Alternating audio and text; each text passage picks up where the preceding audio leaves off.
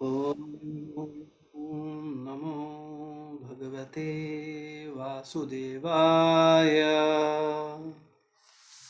ॐ नमो भगवते वासुदेवाय।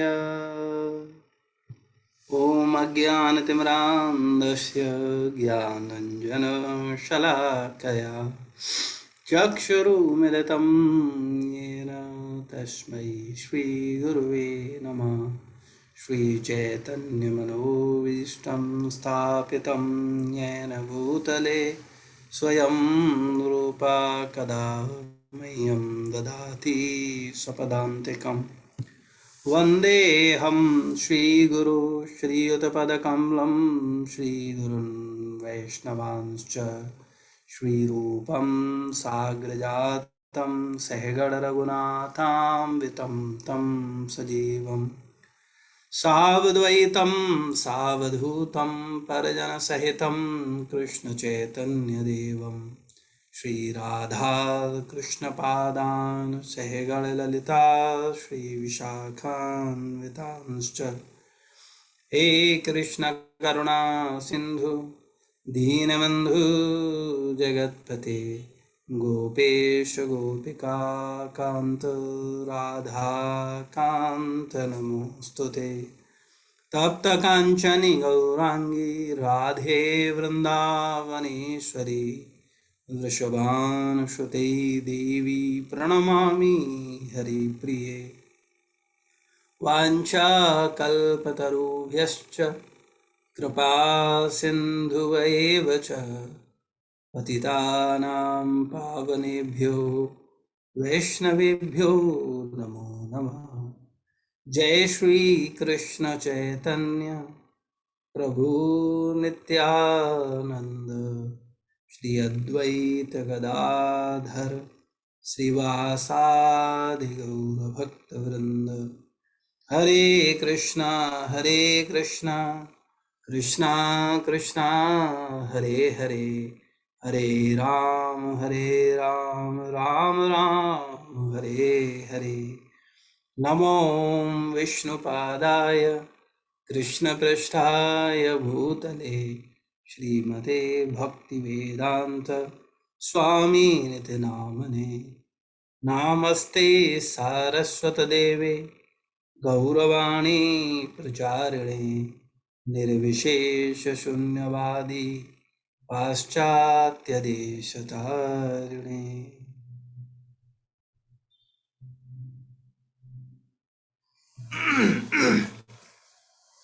हरे कृष्णा। तो आप सभी भक्तों का ऑनलाइन कक्षा में स्वागत है। आज हम लोग आध्यात्मिक उन्नति 33 पर चर्चा करेंगे। ये अध्याय 6 श्लोक संख्या 34 से लिया गया है। श्री श्रीमदेसी भक्ति वेदांत स्वामी शील प्रभुपाद की जय। चंचलम हि मन कृष्ण प्रमाथि बलवद्रणम तस्याहं निग्रहं मन्ये वायोरिव सुदुष्करम। हे कृष्ण, चूंकि मन चंचल, अस्थिर, उच्छृंखल, हठीला तथा अत्यंत बलवान है, अतः मुझे इसे वश में करना वायु को वश में करने से भी अधिक कठिन लगता है। तात्पर्य: मन इतना बलशाली तथा दुराग्रही है कि कभी कभी यह बुद्धि का उल्लंघन कर देता है। यद्यपि उसे बुद्धि के अधीन माना जाता है, इस व्यवहार जगत में जहां मनुष्य को अनेक विरोधी तत्वों से संघर्ष करना होता है, उसके लिए मन को वश में कर पाना अत्यंत कठिन हो जाता है।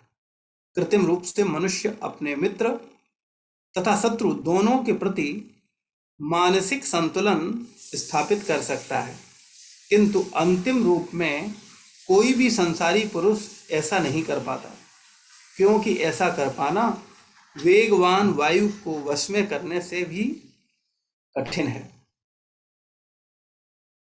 कठोपनिषद में कहा गया है, आत्मनम रथिनम वृद्धि शरीरम रथमेव च बुद्धिम तु सारथिम विद्धि मनः प्रग्रहमेव च इंद्रियाणि हया नाहु विषयास्तेषु गोचरान् आत्मेन्द्रिय मनोयुक्तम भोक्तेत्याहु मनीषिणा। प्रत्येक व्यक्ति इस भौतिक शरीर रूपी रथ पर आरूढ़ है और बुद्धि इसका सारथी है, मन लगाम है, इंद्रियां घोड़े हैं तथा इस प्रकार मन तथा इंद्रियों की संगति से यह आत्मा सुख या दुख भोगता है, ऐसा बड़े बड़े चिंतकों का कहना है। यद्यपि बुद्धि को मन का नियंत्रण करना चाहिए, किंतु मन इतना प्रबल तथा हठी है कि इसे अपनी बुद्धि से भी जीत पाना कठिन हो जाता है। जिस प्रकार की अच्छी से अच्छी दवा द्वारा भी कभी कभी रोग वश में नहीं हो पाता, ऐसे प्रबल मन को योगाभ्यास द्वारा वश में किया जा सकता है, किंतु ऐसा अभ्यास कर पाना अर्जुन जैसे संसारी व्यक्ति के लिए कभी भी व्यवहारिक नहीं होता। तो फिर आधुनिक मनुष्य के संबंध में क्या कहा जाए? यहाँ पर प्रयुक्त उपमा अत्यंत उपयुक्त है। झंझावात को रोक पाना कठिन होता है और उच्च संखल मन को रोक पाना तो और भी कठिन है। मन को वश में रखने का सरलतम उपाय जिसे भगवान चैतन्य ने सुझाया वह यह है कि समस्त दैन्यता के साथ मोक्ष के महामंत्र हरे कृष्ण का कीर्तन किया जाए। विधि यह है, सवै मनः कृष्ण पादार विंदयो। मनुष्य को चाहिए कि वह अपने मन को पूर्णतया कृष्ण में लगाए, तभी मन को विचलित करने के लिए अन्य विस्तताएं शेष नहीं रह जाएंगी। तो यहाँ मन पर चर्चा चल रही है कि वास्तविकता में जो मन है उसको नियंत्रण करना या उसको कंट्रोल में रख पाना बड़ा मुश्किल है, बहुत मुश्किल कार्य है। तो आप में से लोगों को क्या लगता है, मन को वश में करना सरल है या मन वश में हो जाएगा?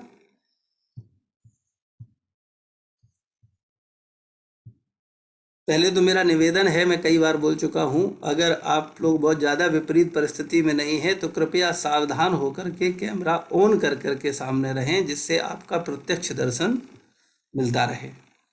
सोते सोते क्लास ना अटेंड करें, है ना। कई लोग खाना बनाते बनाते कर लेते हैं, कुछ लेटे लेटे कर लेते हैं। तो कोशिश करें कि 1 घंटे के लिए कम से कम डायरी पेन लेकर के पूर्ण ध्यान से विषय को सुने, समझें और मन को समझाएं। 1 घंटे का समय तो अपने लिए रखो भाई। हफ्ते में केवल 1-1.5 घंटा हम आपका लेते हैं। उस 1-1.5 घंटे में भी आप सोचते हो कि कुछ काम कर लिया जाए। साथ मन चंचल है ना, मन बोलता है कि चलो इसको कर लेते हैं। माताएं सोचती हैं कुछ घर का काम निपटा लेंगे, साथ में सत्संग चल तो रहा है, वो चलता रहेगा, है ना। लेकिन ये आपकी आध्यात्मिक उन्नति के लिए अच्छा नहीं है। आप जितना एकाग्र होकर के विषय को सुनेंगे उतना आपके ऊपर इसका सार्थक प्रभाव पड़ेगा। तो मन को वश में करना आसान नहीं है, लेकिन ये मन जो है अगर आप वश में कर लेते हो तो आप सुख और दुख की स्थिति से ऊपर उठ जाओगे। ये संसार में न सुख है न दुख है। ये दुख और सुख संसार का, ये मन का माना हुआ है। आपके मन के अनुसार चीजें हो जाती हैं तो आपको अच्छा लगता है। आपके मन के अनुरूप आपके पति बोलते हैं, आपकी पत्नी बोलती है, आपके बच्चे बोलते हैं, आपको बड़ा अच्छा लगता है। और अगर आपके मन के विपरीत लोग बोलते हैं तो आपको बुरा लगता है। मन की अनुकूलता को हम लोगों ने सुख मान रखा है और मन की प्रतिकूलता को हम लोगों ने दुख मान रखा है। तो वास्तविकता में ये मन ही है जो सुख और दुख का कारण है। तो आप सोचिए कितना इंपॉर्टेंट विषय है कि आप समस्त दुखों की स्थिति से ऊपर उठ जाएंगे। यानी संसार का कोई भी दुख आपका स्पर्श नहीं कर पाएगा, आपको स्पर्श नहीं कर पाएगा। अगर आप सही तरीके से मन को योगाभ्यास में लगाते हैं तो यह संभव है कि संसार का कोई भी दुख आपको दुखी नहीं कर सकता। अभी अगर हम आप सब लोगों से प्रश्न करें कि आप में से कितने लोग सुखी हैं, तो शायद एक व्यक्ति भी हाथ नहीं खड़ा करेगा, है ना? या एक दो करेंगे भी तो वो अपने जीवन को पूर्ण रूप से न समझने के कारण करेंगे। कई मन के अनुरूप बोलेंगे कि मन के प्रतिकूल कुछ चीजें चलती रहेंगी तो उनको अच्छा नहीं लगेगा। तो सुख और दुख से ऊपर उठना है, और ये इसका कारण है मन। मन ही बंधन और मोक्ष का कारण है।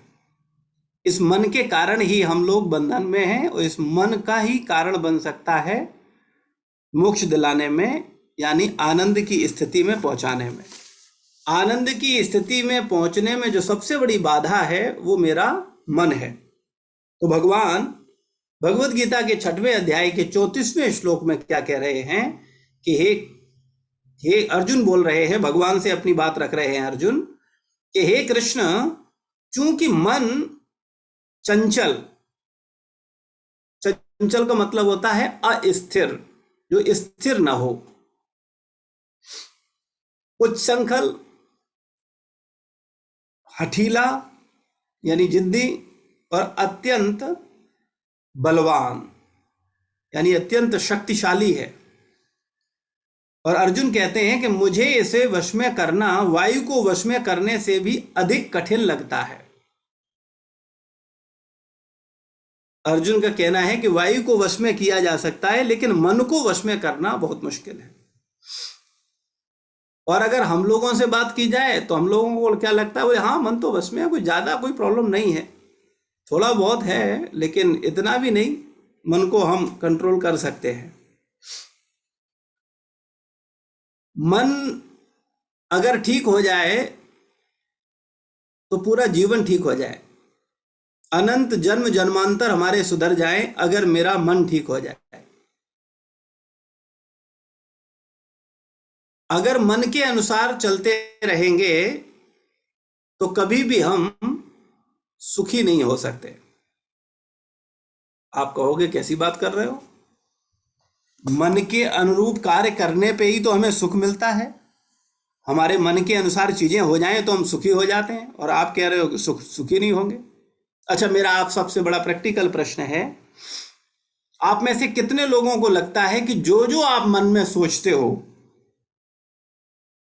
वो सब हो जाए तो आप सुखी हो जाओगे? जैसे मन में आपके आ रहा है, आपके पास एक बड़ी सुंदर सी कार आ जाए, आ गई मान लो। आपके मन में आ रहा है कि आपकी महीने की बहुत अच्छी साइलेंट इनकम जनरेट हो जाए, मान लो हो गई। आपके मन में आ रहा है कि आपकी पत्नी बिल्कुल सती सावित्री हो जाए और बिल्कुल आपके आदेशानुसार जीवन जिए, है ना? आपके बच्चे श्रवण कुमार हो जाएं, प्रहलाद हो जाएं, ठीक है? चलो मान लिया थोड़ी देर के लिए कि ये सब कुछ हो गया, बच्चे प्रहलाद हो गए, पत्नी सती सावित्री हो गई, पति पत्नी का बिल्कुल शरणागत दास हो गया, संसार की जो जो वस्तुएं आपने आपके मन में आई वो सब आपको उपलब्ध हो गई। अब बताओ क्या लगता है आप सुखी हो जाओगे?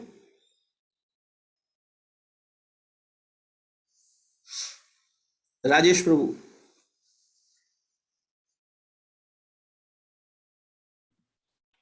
हरे कृष्णा प्रभु जी। जो जी ये आपने बताया, देखिए इससे बिल्कुल खुश नहीं हो पाएंगे, क्योंकि आज अगर एक चीज मिलती है, मैं आपको अपने व्यक्तिगत उदाहरण पे बताता हूँ कि जब मैं मैनेजर था, यार मैं सीनियर मैनेजर बन जाऊं, मैं बन गया। यार मैं डीजीएम बन जाऊं, मैं बन गया। फिर मैं जीएम भी बन गया। मैंने कहा जीएम तो बन गया, यार कंपनी मुझे असिस्टेंट वाइस प्रेसिडेंट कब बनाएगी? कंपनी ने वो भी बना दिया। अब मैं सोच रहा हूँ यार ये क्या होगा। तो ये जो भेड़ चाल है ना, ये रेस कभी, this is never ending race, मतलब कह रहा हूँ। तो इसलिए इसमें वो चीज की कभी शांति नहीं प्राप्त हो सकती कि अगर हम ये कहें कि हमें शांति प्राप्त हो जाएगी, या अगर हमें कल को ये मिल गया वो मिल गया तो हमें हासिल हो जाएगा, वो नहीं हो सकता। तो मतलब वो खुशी नहीं दे सकता मेटीरियलिस्टिक चीजें। तो उसके कंपैरेटिवली उल्टा, अगर मैं मान लीजिए, अगर जैसे आपसे बात हुई थी, अगर मैं एक माला करता हूँ, जिस दिन मैं 4 कर लूं या 5 कर लूं, मुझे अच्छा लगता है, यार चलो कुछ तो अच्छा करा। ये फर्क है जो जो मैंने अपने व्यक्तिगत तजुर्बे से, एक्सपीरियंस से सीखा है। जी धन्यवाद। तो मेरा प्रश्न ये था, प्रभु जी ने अपना अनुभव शेयर किया, बहुत से लोग तो आपने उन चीज़ों को हासिल करने के बाद आप ये महसूस कर रहे हो कि कुछ नहीं है। ऐसे आप सब लोगों ने भी अपने अपने स्तर पर कुछ चीज़ें हासिल की हैं, इच्छाएं की हैं आपके मन ने, और प्रकृति ने, भगवान ने, आपके प्रयासों ने वो सफलता आपको दी और वो चीज़ आपको मिल गई। लेकिन उसके बाद क्या हुआ? तो प्रश्न केवल इतना सा है कि अगर मन के अनुसार चलते रहोगे तो क्या संभावना है।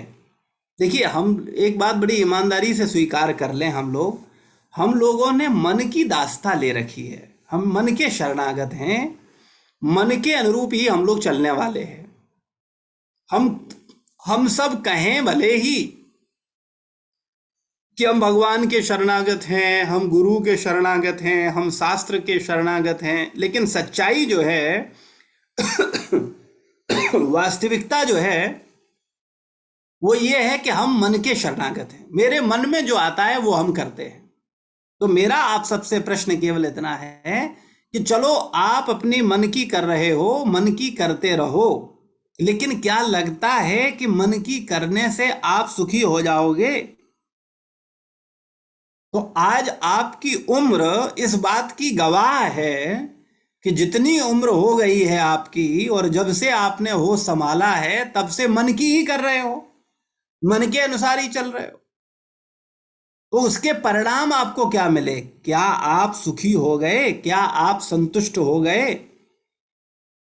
तो अगर आप इसको महसूस कर रहे हो कि अभी तक के जीवन तक हमने मन को प्रसन्न करने का भरकस प्रयास किया है, लेकिन परिणाम विपरीत ही आ रहे हैं, यानी मैं संतुष्ट नहीं हो पा रहा हूं, तो फिर जीवन शैली बदलनी होगी, विचारधारा बदलनी होगी, कार्यकलाप बदलने होंगे। और इसके लिए हम तैयार नहीं हैं, क्योंकि हम तो बस आते हैं सुनने के लिए कि इस कान से सुनो, उस कान से निकालो, बस वो हो गया। सत्संग था, संडे को अटेंड कर लिया, बस। अब उसके बाद पूरे हफ्ते जो मर्जी है सो करो, फिर अगला संडे आएगा फिर सत्संग अटेंड कर लेंगे, और ऐसे करके पूरा 64 क्लासेस कर लेंगे और बस हो गया। ठीक है, हमने भी सत्संग किया, हम भी मंदिर जाते थे, हम भी श्रवण करते थे, हमने भी गीता पढ़ी है, अच्छा सब कुछ किया है, लेकिन परिवर्तन क्या आया? क्या मन के विपरीत चलने की इच्छा उत्पन्न हुई? क्या मन को धिक्कारने की ताकत बुद्धि में आई? मन को बुद्धि के नियंत्रण होना चाहिए, लेकिन उल्टा है। कई बार मन इतना ताकतवर हो जाता है कि बुद्धि का उल्लंघन कर देता है। बुद्धि कहती है मत करो, लेकिन मन कहता है नहीं करेंगे, और हम कर बैठते हैं और उसके परिणाम भोगते हैं। ये मन पर विचार, देखिए, आध्यात्मिक जीवन का मतलब है मन पर कार्य करना,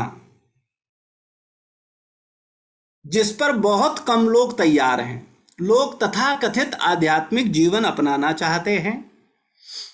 जैसे भौतिक जीवन में व्यक्ति उपलब्धियों को प्राप्त करके खुश होता रहता है, चूंकि उपलब्धियों को प्राप्त करने का उसका संस्कार बन गया है, इसलिए आध्यात्मिक जीवन में भी वो यही भाव रखता है कि आध्यात्मिक जीवन में भी उसे उपलब्धियां प्राप्त हों। जैसे वो सत्संग जाता है, वो 1 साल पुराना भक्त है, वो 10 साल पुराना भक्त है, ये भी उपलब्धि है कि भाई अब 10 साल पुराने भक्त हैं तो उपलब्धि है। लेकिन परिवर्तन क्या आया? आप आने के साथ साथ आपने दीक्षा ले लिया, वो भी एक उपलब्धि है। दीक्षा के बाद आपने दूसरा दीक्षा ले लिया, वो भी एक उपलब्धि है। लेकिन इतनी सब उपलब्धियां लेने के बाद परिवर्तन क्या हुआ आपके विचारों में, आपके कार्यकलापों में, और खास करके मूल रूप से आपके स्वभाव में? तो अगर स्वभाव की बात की जाए तो जैसे कि तैसे रहते हैं हम। 10 साल नहीं, 20 साल सत्संग करने के बाद कुछ आदतें बदल जाती हैं, लेकिन स्वभाव परिवर्तित नहीं होता। क्यों नहीं होता? क्योंकि हम विषय को गंभीरता से नहीं लेते। यानी सरल भाषा में कहा जाए तो मन और गुरु में गुरु को गंभीरता से नहीं लेते, मन को गंभीरता से लेते हैं। यानी मन में जो विचार आता है उसके अनुसार कार्य करते हैं, और गुरु कुछ बोलता है तो उसके अनुसार कार्य नहीं करते हैं। शास्त्र के अनुसार कार्य नहीं करते हैं, लेकिन मन में जो आता है उसके अनुसार कार्य करते हैं।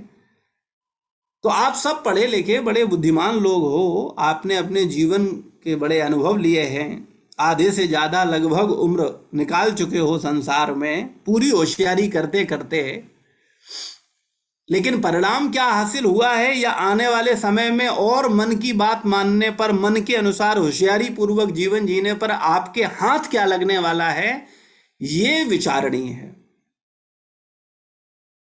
तो अर्जुन कह रहा है कि मन को वश में करना बहुत मुश्किल है, और मन ही बंधन और मोक्ष का कारण है। आपको एक घटना बताएं, एक सत्य घटना, शास्त्र की घटना। एक बार एक वेश्या थी, और वेश्या के घर के सामने एक मंदिर था। तो मंदिर में एक सन्यासी थे, भक्त थे भगवान के, और वो भगवान की सुबह शाम पूजा करते। लेकिन उनके मन में निरंतर ये रहता, उस वेश्या के घर में कौन गया है, कौन निकला, कौन गया, ये क्या कर रही होगी, अब ये गया है अंदर आदमी, अभी दूसरा व्यक्ति गया है, क्या चल रहा है, क्या हो रहा है। तो बाहर से तो भगवान की भक्ति हो रही है, लेकिन मन में कहीं ना कहीं उनके मन में ये चिंतन चल रहा है, हो क्या रहा है।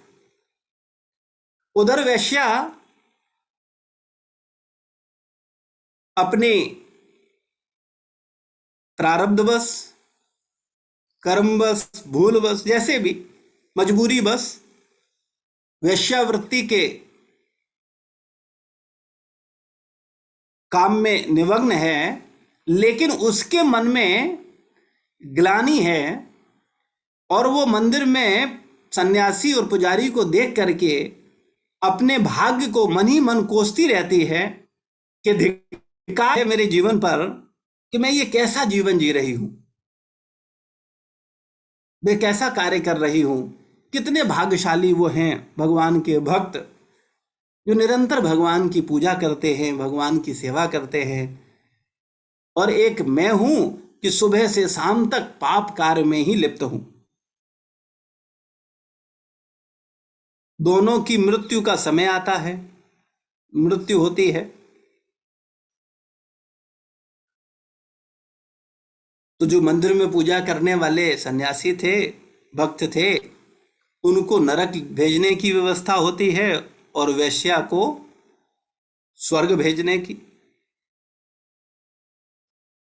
तो उनको बड़ा खराब लगता है, वो कहते हैं कैसी बात कर रहे हो तुमने निश्चित रूप से कुछ गलत देखा है, हमारा हिसाब देखो। बोले हमने तो पूरे जीवन भगवान का भक्ति किया है, हमने हमने तो कोई गलत कार्य किया नहीं है, और इस वेश्या ने जो गलत कार्य किए हैं, ये बोले वो स्वर्ग जाएगी और हम नरक जाएंगे। क्यों जाएंगे भाई। तो कहने का तात्पर्य यह है, आध्यात्मिक जीवन में बाहरी शरीर की एक्टिविटियां उतनी महत्वपूर्ण नहीं है जितनी कि मानसिक। मन में क्या चल रहा है वो बहुत इंपॉर्टेंट। आप भजन कर रहे हो, किस लिए कर रहे हो, मन में क्या चल रहा है, क्या चाहते हो। आप भक्तों की सेवा कर रहे हो, आप संतों की सेवा कर रहे हो, आपके मन में क्या चल रहा है, क्यों कर रहे हो, पर्पज क्या है। ईश्वरीय क्षेत्र में बाह्य क्रियाकलापों पर अधिक ध्यान नहीं दिया जाता, मानसिक चिंतन पर या भावनाओं पर विशेष ध्यान दिया जाता है।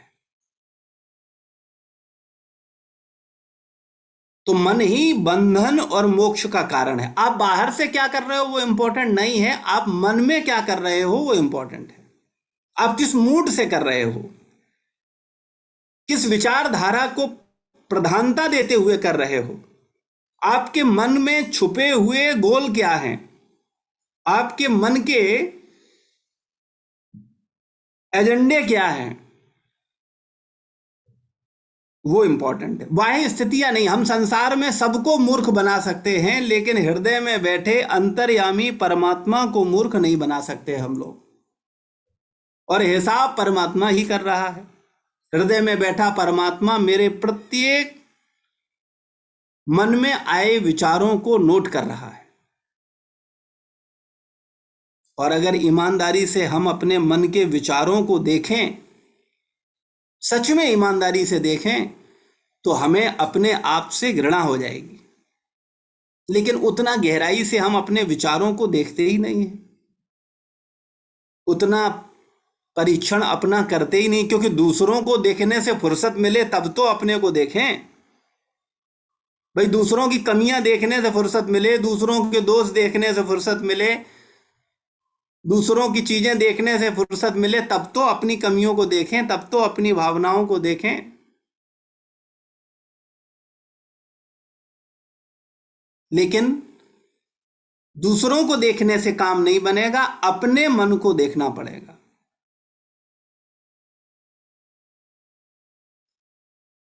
कबीरदास जी ने इसी मन के ऊपर ही लिखा है, बुरा जो देखन में चला, बुरा न मिलिया कोय, और जो मन खोजा आपना, जो मन खोजा, मन को खोजा आपना, मुझसे बुरा न कोय। ईमानदारी से बताइए, हम लोगों ने अपने मन को खोजा है? नहीं। टाइम कहाँ है? दूसरों को कमी देखने से फुर्सत किसे है? अपनी झूठी तारीफें करने से फुर्सत किसे है? हम लोग दो काम में सबसे अधिक इन्वॉल्व रहते हैं। एक अपनी तारीफें करना, उसमें जितना सुख मिलता है उतना तो शायद वैकुंठ में पहुंच जाए तब भी नहीं मिलेगा, जितना अपनी तारीफ करने में सुख मिलता है। और दिन भर अपनी तारीफ करने में, हमने ये किया, हम ये कर रहे हैं, अब ये करने वाले हैं, अब ऐसा होने वाला है। और दूसरा व्यक्ति भी जो हमारी तारीफ कर दे, बस वो हमारा असली मित्र हो गया। बोले वाह, बिल्कुल सही पहचाना तुम मेरे बहुत क्लोज मित्र हो।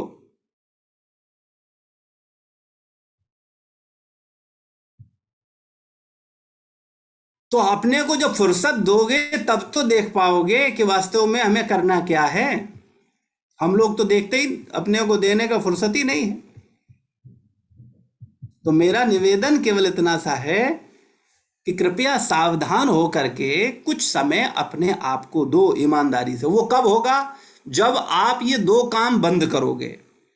और मुझे नहीं लगता कि शायद ये दो काम बंद करने के विषय में हम सोचते हैं। पहला, दूसरों की निंदा करना बंद कर दें। इससे हमें क्या मिलेगा? कुछ मिलता है दूसरों की बुराई करने से? अच्छा, हमारी बुराई करने से अगर वो सुधर जाता हो तब तो हम ये कहें कि तुम सुबह से शाम तक उसकी बुराई करो। लेकिन मेरी बुराई करने से, मेरी कमियां देखने से वो बदलने वाला तो है नहीं। हाँ, हम उसकी कमियां देखेंगे तो उसकी कमियां हमारे अंदर जरूर आ जाएंगी, उसकी बुराइयां हमारे अंदर जरूर आ जाएंगी, ये निश्चित है। तो पहला काम बंद करना पड़ेगा दूसरों की कमियां देखना, और दूसरा काम बंद करना पड़ेगा अपना गुणगान करना।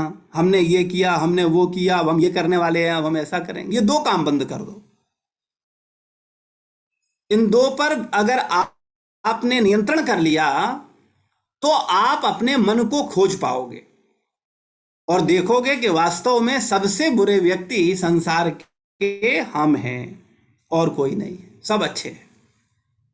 और जिस दिन आपका ऐसा दृष्टि हो गया, आप वास्तविकता में आपके जीवन का सुधार शुरू हो जाएगा, आपके जीवन में बदलाव शुरू हो जाएगा। और बदलाव बाह्य नहीं होगा, बदलाव आंतरिक होगा, यानी स्वभाव परिवर्तन होगा।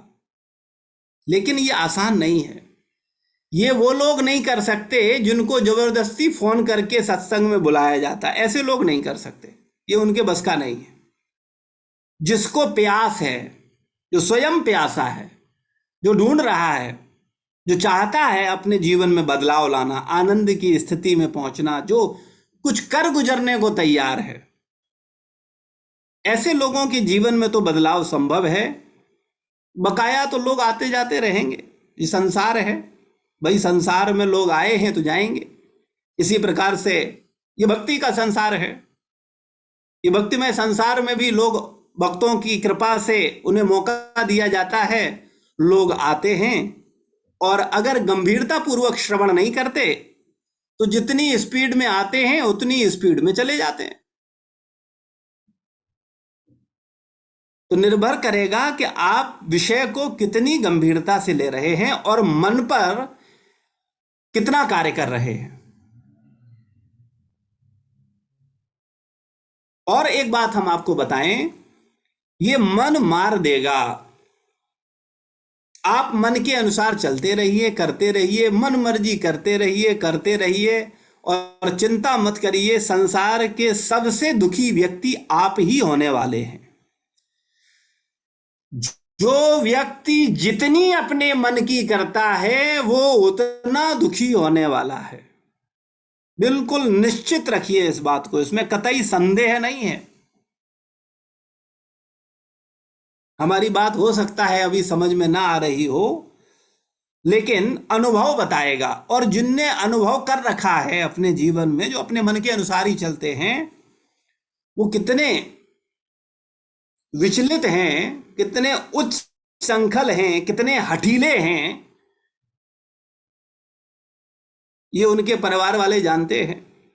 और परिवार वाले क्या, वो स्वयं भी जानते हैं। तो अगर हम जीवन को वास्तव में आनंद पूर्वक जीना चाहते हैं तो हमें विचारों को बदलना होगा, हमें अपने मन पर कार्य करना होगा। ये मन मार देगा, ये ध्यान रखिए, आपका मन आपको मार देगा। संसार में आपका कोई शत्रु नहीं है। अगर एकमात्र कोई शत्रु है तो वो है आपका मन, और कोई शत्रु नहीं है। इसके पीछे फिर आपको एक घटना बताएं।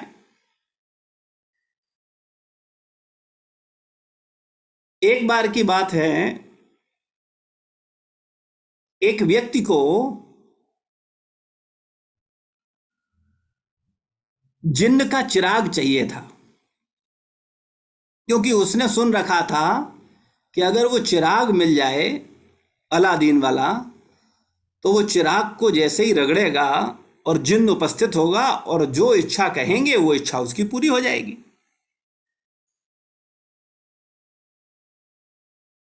अब उसने बहुत खोजा तो भगवान की कृपा से उसे मिल गया। उसने रगड़ा, जिन्न उत्पन्न हुआ, और जिन्न ने कहा कि बताइए मेरे आका क्या चाहिए आपको। तो उसने कहा मुझे ये दे दो, फटाक से उसने दे दिया। फिर उसने कहा ये चाहिए, वो भी दे दिया। अभी वो मांगता जा रहा है, वो देता जा रहा है। अभी जिन्न बोले देखो मुझे कुछ न कुछ मांगते रहो, अगर तुम मुझे कुछ नहीं मांगोगे तो मैं तुम्हें मार दूंगा। अब व्यक्ति घबराया, उसने जो मांगा, उसने कहा मिठाई दो, तुरंत मिठाई हाजिर। उसने कहा बंगला दो, बंगला हाजिर। गाड़ी दो, गाड़ी हाजिर। जो कहो वो सब कुछ उपलब्ध हो गया। अब कहे बेचारा कि मांगे तो मांगे क्या, ये तो मार देगा बिल्कुल। अब वो भागना शुरू किया। उसने भागते भागते बोलता जाए, बोले गाड़ी लाओ, ये वाली नहीं, ऑडी नहीं, मर्सिडीज लाओ। मर्सिडीज आ गई, उन्हें मर्सिडीज, BMW लाओ। और भागना शुरू किया, और भागते भागते एक संत की शरण में गिर गया, साष्टांग प्रणाम करके लेट गया जा करके, और बोला महाराज बचाओ मुझे, ये जिन्न मुझे मार देगा। तो उन्होंने उस पर कृपा करी और उसे उपाय बताया कि एक लंबा सा बांस, जिनसे कहा, बोले एक लंबा सा बांस लाओ। तो फटाफट वो बांस ले आया। उसने गाड़ो इसको, उसने गाड़ दिया। बोले अब इस पर ऊपर नीचे उतरो चढ़ो, ऊपर नीचे उतरो चढ़ो, और जब कोई और सेवा होगी तो बताएंगे, पहले अभी उतरो चढ़ो। तो बेचारा उतरने चढ़ने लगा, ऊपर जाए फिर नीचे आए, फिर ऊपर जाए फिर नीचे जाए, तो उसके प्राण बचे। तो ये मन जो आपका है, ये जिन्न है, ये तुम्हें मार देगा। इसे 108 मनके वाला माला जो है ना, ये बांस है, इस पर उतारो चढ़ो, हरे कृष्णा कृष्णा कृष्णा हरे हरे, हरे राम राम राम हरे हरे। बार बार एक माला से शुरू, एक मंत्र से पहले मनके से शुरू करो, 108वें मनके पर ले जाओ, फिर 108वें मनके से पहले मनके पर लाओ, है ना। कई बार लोग बोलते हैं कि माला को ऐसे ऐसे क्यों नहीं घुमाया जाता, ऐसा क्यों है कि यहां से यहां जाए फिर यहां से यहां जाए, ऐसा क्यों है ना। तो भैया बांस पर आप पहले ऊपर पहुंचोगे, फिर वहीं से नीचे आना पड़ेगा, फिर नीचे जाओ, फिर नीचे से फिर वहीं ऊपर चढ़ना पड़ेगा। तो ये मन जो है ना, इसको इस बांस पर उतारो चढ़ाओ, जितना हो सके माला करो। एक दो मंत्र से, एक दो माला से काम नहीं चलेगा। जैसे ही मन खाली होगा तुम्हें मारना शुरू कर देगा। मन खाली हुआ, उसमें इच्छाएं आनी शुरू हो जाएंगी, अच्छा ये कर लो, थोड़ा ये कर लो, थोड़ा ऐसा कर लो, थोड़ा ये कर। इसलिए मन को केवल भगवत नाम में लगाओ, भगवान की माला पर इसे उतारो चढ़ाओ। जितना ज्यादा भगवान का नाम लोगे उतना ये मन शुद्ध होगा और ये आपका मित्र बन जाएगा। लेकिन इतनी आसानी से मित्र नहीं बनता है, ये मित्र बनने की गलतफहमी में मत आ जाना। बहुत सावधान होकर के, निर्देशन में रह करके समझना होगा, पता ही नहीं चलता है, ये मन बड़ा सूक्ष्म है। इसीलिए आचार्य लोग बोलते हैं कि निर्देशन में भक्ति करो, स्वतंत्र होके नहीं। कई बार कुछ मूर्खानंद को समझ आता है कि अरे अब तो हो गया, बोले हरे कृष्ण महामंत्र जपना है, 4 नियम पालन करना है, गीता पढ़नी है, भागवत पढ़नी है, 16 माला का जाप करना है, मंगला आरती कर लो, तुलसी आरती कर लो, नरसिंह आरती कर लो, हो गया बस, अब ठीक है। लेकिन नहीं, ये भक्ति लता है। भक्ति को, जो भक्ति है वो वृक्ष नहीं है, भक्ति लता, और लता को आधार चाहिए। आपने लताएं देखी हैं, लताओं को कोई ना कोई आधार चाहिए होता है जिस पर वो पौड़ सके या उस पर वो विकसित हो सके। तो इस भक्ति लता को गुरु आदेश रूपी स्तंभ चाहिए जिस पर ये पौड़ सके, उसके निर्देशन में रह करके भक्ति और सेवा में लग सकें। तो मन से सावधान रहना ये पहली साधकों की जिम्मेदारी है, भक्तों की जिम्मेदारी है, मन से सावधान रहें। लेकिन दुर्भाग्यवश विरला ही कोई साधक अपने मन से सावधान होता है, बहुत मुश्किल है। सब मन के अनुसार करते हैं। संसार में रहेंगे तो संसार में मन के अनुसार करेंगे, और भक्तों के संग में आ जाएंगे तब भी मन के अनुसार करेंगे, भक्ति में भी मन के अनुसार करेंगे, जो मन आएगा सो करेंगे, जैसा समझ आएगा वैसा करेंगे। तो मन के अनुसार नहीं करना है, शास्त्र के अनुसार करना है, गुरुजनों के निर्देशन के अनुसार करना है, अपने अनुसार कोई कार्य नहीं करना है। तो ऐसे व्यक्ति को निश्चित सफलता मिलेगी। तो प्रभुपाद जी तात्पर्य में बता रहे हैं, मन इतना बलवान दुराग्रही है, ये दुराग्रही कहा गया, बुरा आग्रह करने वाला, दुराचरण करने वाला। कभी कभी ये बुद्धि का उल्लंघन कर देता है, यद्यपि उसे बुद्धि के अधीन माना जाता है। आप लोग महसूस किए हैं कि मन बुद्धि का उल्लंघन कर देता है? अरे ढेरों करते होंगे, पर डे करते होंगे। मन में आता है ये काम मत करो, इसके परिणाम अच्छे नहीं होंगे। मन में विचार आया, ऐसा कर लेते हैं, लेकिन बुद्धि ने कहा कि नहीं नहीं ये ठीक नहीं है, इसके परिणाम अच्छे नहीं होंगे। लेकिन मन ने कहा नहीं, परिणाम जो होंगे सो देखेंगे, उन परिणामों से भी हम भिड़ लेंगे, अभी तो ये करना है, जो होगा सो देखा जाएगा। और बुद्धि का उल्लंघन करके मन व्यक्ति से वो गलत कार्य करवा देता है। लेकिन मन को बुद्धि के नियंत्रण में होना चाहिए। मन को विचार करने की स्वतंत्रता है, लेकिन निर्णय बुद्धि को लेना चाहिए। ये विचार करके बुद्धि विचार करती है कि क्या सही और क्या गलत, फिर वो निर्णय देती है। लेकिन अब इसमें भी बड़ी गहरी बात है कि जिस स्तर की बुद्धि होगी उसी स्तर के उसे निर्णय मिलेंगे। अगर तमोगुणी बुद्धि है तो तमोगुणी निर्णय मिलेंगे, रजोगुणी बुद्धि है तो रजोगुणी निर्णय मिलेंगे, सतोगुणी बुद्धि है तो सतोगुणी निर्णय मिलेंगे। तो हमको ये ध्यान रखना है कि सतोगुणी बुद्धि होने पर तो सही निर्णय मिलेंगे, और अगर बुद्धि तमोगुणी है तो निर्णय निश्चित रूप से बुद्धि के द्वारा भी जो निर्णय हैं वो व्यक्ति को अधोगति मूढ़ योनिषु ले जाने वाले होंगे। संसार में प्रत्येक व्यक्ति मन और बुद्धि के अनुसार ही कार्य कर रहा है, लेकिन परिणाम क्या हो रहे हैं? कोई पशु जीवन में जा रहा है, कोई यक्ष राक्षसों के प्रेत जीवन में जा रहा है, कोई मनुष्य जीवन में आ रहा है, कोई देव योनि में जा रहा है, कोई भगवत धाम जा रहा है। कारण क्या है? तो मन पर नियंत्रण होना चाहिए, लेकिन किसका होना चाहिए? बुद्धि का। अब फिर उसके आगे की बात यह है कि बुद्धि भी कैसी, सही बुद्धि, खराब बुद्धि या सबसे खराब बुद्धि। तो जैसी बुद्धि होगी वैसा निर्णय मिलेगा। जैसे शराब पीने वाले का मन कहता है बार बार पियो, और उसकी बुद्धि भी बोलती है, बोले हाँ पीना अच्छा है, बस थोड़ा पी लिया करो, ज्यादा मत पिया करो। बुद्धि कह रही है उसकी कि पीना तो बुरा नहीं है, ठीक है, लेकिन थोड़ा थोड़ा पिया करो, ज्यादा नहीं। तो अब उसकी बुद्धि तमोगुणी है, तो वो कह रही है कि पियो, लेकिन कम कम पियो। लेकिन क्या शराब पीना अच्छा है? तो शास्त्र बोलता है कि शराब व्यक्ति को अधोगति ले जाएगी, बिल्कुल निश्चित है। जो शराब पीता है उसका जीवन 100% वो प्रेत योनि में जाएगा, उसकी अधोगति निश्चित होनी है।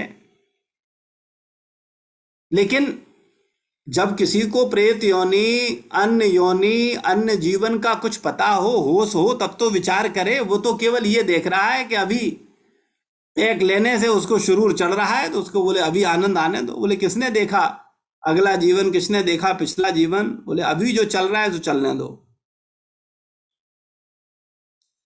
तो लोग अपने शत्रु बन गए हैं, उनकी बुद्धि उनकी शत्रु बन गई है, उनका मन उनका शत्रु बन गया है। लेकिन जो नियम है वो ये है कि मन को बुद्धि के अधीन रहना चाहिए, यानी बुद्धि के अनुसार कार्य होना चाहिए।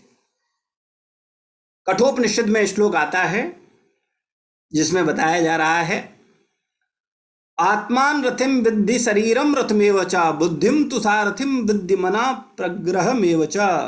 प्रत्येक व्यक्ति इस भौतिक शरीर रूपी रथ पर आरूढ़ है। ये जो शरीर है ये क्या है? रथ के समान है, और इसमें 5 घोड़े हैं। ज्ञानेंद्रियां जो हैं ये 5 घोड़े हैं, कर्मेंद्रियां जो हैं ये घोड़े हैं, है ना। तो ये ज्ञानेंद्रियां जो हैं ये घोड़े हैं, मन लगाम है, और बुद्धि सारथी है। शरीर रथ है, और उस रथ पर बैठा हुआ जीवात्मा यानी मैं। इसको आप ऐसे सोचिए, आप ऐसी बग्घी पर बैठे हो। अभी तो बग्घी का, रथ का प्रचलन बंद हो गया है, कम देखने को मिलता है। पहले रथ ही चलते थे। उन रथों पर 5-5 घोड़े लगे होते थे, 10-10 घोड़े लगे होते थे, और लगाम के द्वारा उन 5 घोड़ों को कंट्रोल किया जाता था। और लगाम को खींचता कौन था? सारथी। और रथ पर बैठे होते थे राजा। तो ये जो आप अगर विचार करो, अगर आप ऐसे रथ पर बैठे हो जिसका एक घोड़ा किसी दिशा में भाग रहा है, दूसरा घोड़ा किसी दिशा में भाग रहा है, चौथा घोड़ा किसी दिशा में भाग रहा है, लगाम ढीली है और जो सारथी है वो सो गया है, और आप ऐसे रथ पर बैठे हो, ईमानदारी से बताओ भयभीत होगे कि नहीं? भाई कभी भी एक्सीडेंट होगा कि नहीं होगा? मालूम है एक घोड़ा किधर भाग रहा है, दूसरा किधर भाग रहा है, लगाम ढीली पड़ी हुई है, और जो सारथी है, जो जिसके कंट्रोल में रथ होना चाहिए, वो सो गया है, और आप ऐसे रथ पर बैठोगे तो आपका भयभीत होना स्वाभाविक है। तो सेम ऐसे ही हम लोगों की जो 5 ज्ञानेंद्रियां हैं, आंख, कान, नाक, जिह्वा और त्वचा, ये अपने अपने इंद्रिय विषयों की ओर भाग रही हैं। आंख चाहती है कुछ सुंदर दिख जाए, जबरदस्ती भाग जाती है देखने के लिए, अच्छा देखे जरा कितना सुंदर है, कितनी सुंदर है, कितना सुंदर दृश्य है।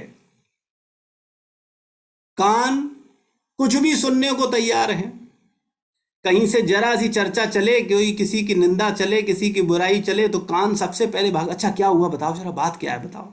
हाँ, किसी का गुणगान हो रहा होगा तो कान नहीं भागेगा कि जरा सुने, उसकी तारीफ हो रही है, क्या बात हो रही है, अच्छा बताओ क्या उसने अच्छा किया, वो उधर नहीं जाएगा। कहीं कोई जरा सी चर्चा चले, फिर देखो कितना रस लेकर के कान भागता है।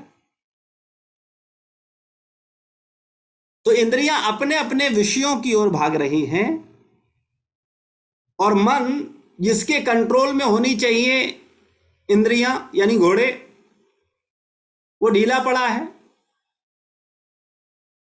क्योंकि उस लगाम को खींचने वाला जो सारथी है बुद्धि, वो सोई पड़ी है।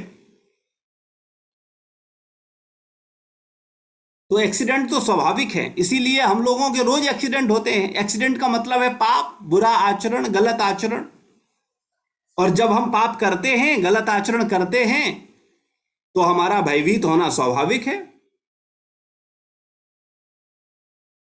इसीलिए संसार में कोई भी व्यक्ति ऐसा नहीं है जो भयभीत न हो। क्यों भयभीत है? क्योंकि उसकी इंद्रियों पर उसका नियंत्रण नहीं है, उसके मन पर उसका नियंत्रण नहीं है, उसकी बुद्धि सतोगुण में प्रशिक्षित नहीं है।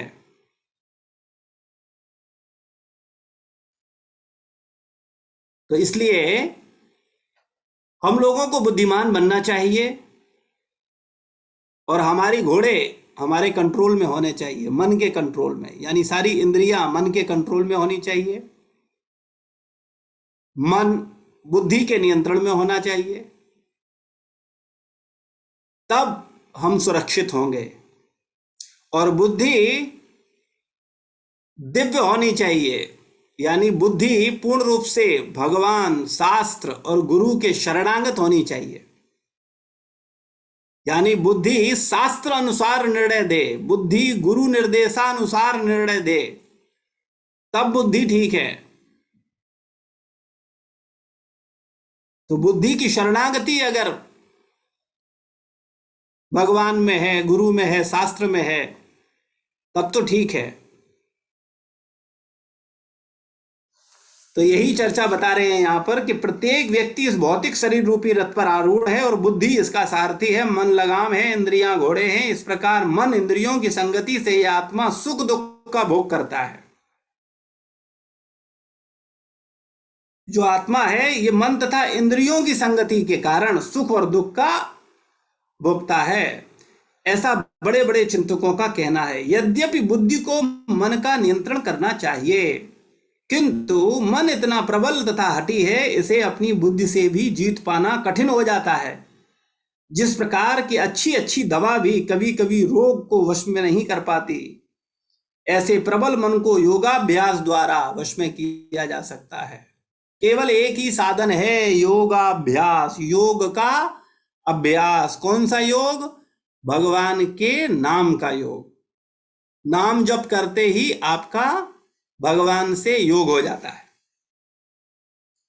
तो योगाभ्यास द्वारा वश में किया जा सकता है, किंतु ऐसा अभ्यास कर पाना अर्जुन जैसे संसारी व्यक्ति के लिए कभी भी व्यवहारिक नहीं होता। तो फिर आधुनिक मनुष्य के संबंध में क्या कहा जाए।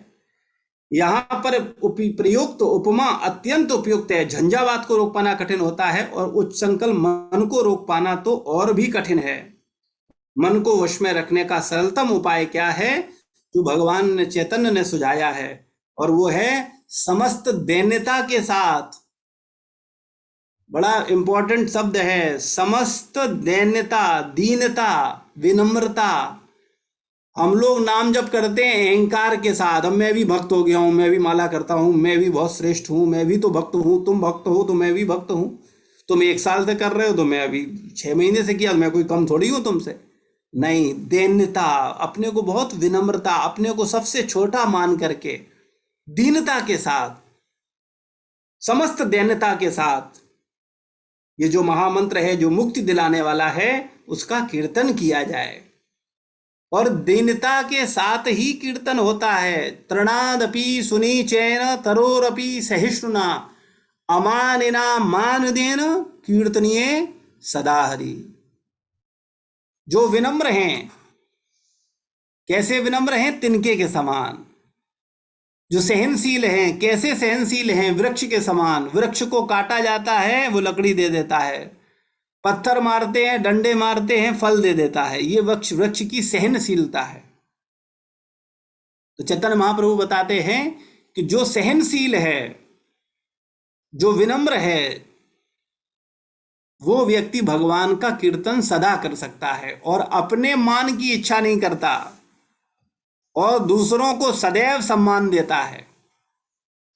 हम लोग अगर 10 लोगों को सम्मान दे देते हैं तो चाहते हैं अब 2 लोग तो हमारा भी करें, तुरंत इच्छा उत्पन्न हो जाती है। मन बदमाश है ना, कि अच्छा 10 लोगों को हम आदर दे रहे हैं तो 10 लोग तो हमारा भी करें, 10 ना करें तो 2 तो हमारा भी करें, हम तो इतने अच्छे हैं देखो। तो ऐसा मनोभाव होने पर मामला गड़बड़ होगा। अपने मान की आशा न करें, अन्यों का सम्मान करें। जब ऐसी मनोभाव होंगे तब आप वास्तव में भक्ति का आनंद ले पाएंगे। तो इन विषयों को बहुत ध्यान पूर्वक मनन करिए। कई बार हम बहुत सुनना चाहते हैं, लेकिन बहुत सुनने की आवश्यकता नहीं है। जितनी चर्चा चल रही है, कृपया इस पर अगर मन को एकाग्र कर दें, बार बार सुने, समझें, और अगर समझ में आए तो उसका पालन करें, तो जीवन बदलेगा। मन इतना उच्च संखल है, मन इतना अस्थिर है, वो क्या कहता है, अरे ये तो भक्ति वृक्ष 33 क्लास तो हो गया, ये तो सुन लिया, आप कुछ नया सुनाओ, वो तो हो गया, पता है, हाँ पता है, मन चंचल है, मन को बुद्धि के वश में होना चाहिए, वो हमें सब पता है, आगे चलो, आगे बढ़ते हैं। तो जैसे ही मन कहे वैसे ही उसको समझाओ थोड़ा प्यार से कि अच्छा इतनी बात समझ में आ गई, और नहीं समझ में आई है तो पहले अभी इसी को 50 बार सुनेंगे, 1000 बार सुनेंगे, और जब तुम इस बात को मान जाओगे तो फिर और आगे सुनेंगे। लेकिन हमारा मन, चूंकि हम तो मन के गुलाम हैं, मन ने कहा और हमने तुरंत उंगली आगे, उन्हें हटाओ, ये वाला भक्ति वृक्ष तो हो गया, आप 34 वाला सुने। तो कृपया मन की चंचलता पर ध्यान दें। मन अस्थिर है, वो एक जगह स्थिर नहीं रहेगा। वो कहेगा इनको सुन लो, उनको सुन लो, ये भी सुन लो, वो भी पढ़ लो, ये भी पढ़ लो, नहीं, वो बड़ा गड़बड़ करेगा। मन का काम है।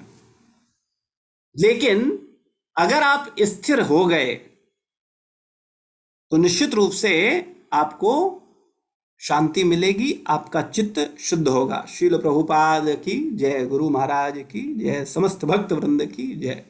किसी का कोई प्रश्न है, कोई जिज्ञासा है तो पूछ सकता है।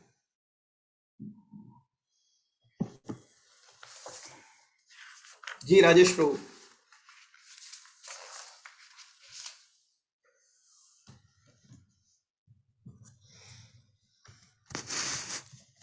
हरे कृष्णा राजेश प्रभु।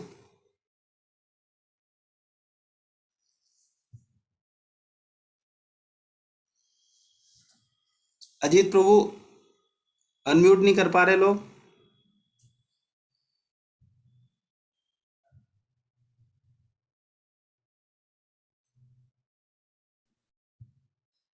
हरे हरे कृष्णा कृष्णा प्रभु जी। हाँ, हरे अभी कृष्ण अनम्यूट हो गया है जी।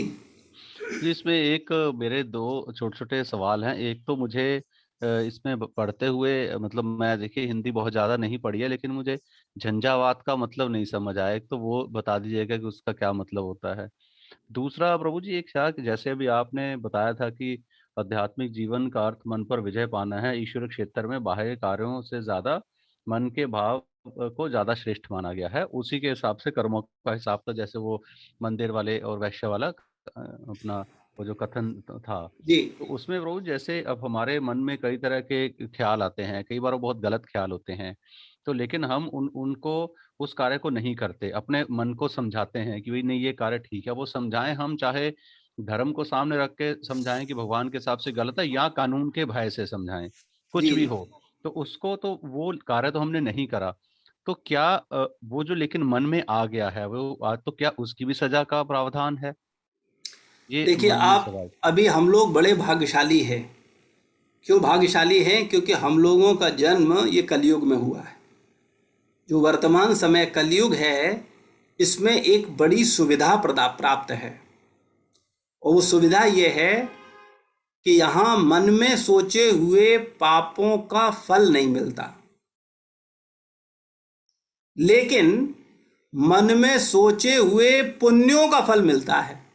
यानी अगर आपने मन में कुछ अच्छा सोच लिया तो उसका फल मिल जाएगा, लेकिन मन में अगर कुछ गलत विचार आए तो उसका फल नहीं मिलेगा। ये इस कलयुग की बहुत बड़ी विशेषता है। और हम लोगों को इस कलयुग में जन्म मिला है, तो इसका पूरा पूरा लाभ उठाएं। कम से कम मन में तो अच्छा सोचें, मन में अच्छा करें, मन के द्वारा अच्छा करें, तो भी अच्छे का फल मिल जाएगा। लेकिन मन में बुरा सोचोगे तो नहीं। लेकिन अब ये मत सोचना कि मन में भैया ये तो लाइसेंस मिल गया है, छूट मिल गई है, अब आराम से बोले करेंगे नहीं बुरा, बोलेंगे नहीं बुरा, लेकिन मन में खूब सोचते हैं उल्टा सीधा। बोले मन में सोचने से सुख मिलता है, अच्छा लगता है, तो मन में कुछ भी सोच लें। तो अगर ऐसा करोगे, मन में सोचोगे, तो फिर बोलोगे भी और करोगे भी। इसलिए मन में कंट्रोल करना, मन तक आई बुरी बातों को मन तक ही सीमित रखना, जुबान तक लाना न लाना, ये साधक की जिम्मेदारी है। और मन ही मन पश्चाताप करना कि भगवान मेरे मन में ये गलत विचार क्यों आया, ये मेरे मन में नहीं आना चाहिए। ऐसा करके भगवान तथा गुरुजनों से क्षमा याचना करना कि भगवान हम पर कृपा करो, हे गुरुदेव हम पर कृपा करो, हमारे मन में ये गलत विचार ना आए। तो कलयुग में ये सुविधा प्राप्त है, लेकिन इस सुविधा का गलती से भी फायदा उठाने की कोशिश मत करना, वरना मामला गड़बड़ हो जाएगा। लेकिन मन में जो आप अच्छा सोचते हो उसके परिणाम आपको मिलेंगे। तो पहली चीज हो गई। दूसरा आपने बताया जो झंझावात, झंझावात का मतलब होता है जैसे हवा का वो होता है ना, गोल गोल घूमने वाला हवा, जो तेज हवा होती है, बवंडर जिसे बोलते हैं, या तेज हवा का झोंका, उसको बोला गया है झंझावात, है ना। श्रद्धा मिश्रा।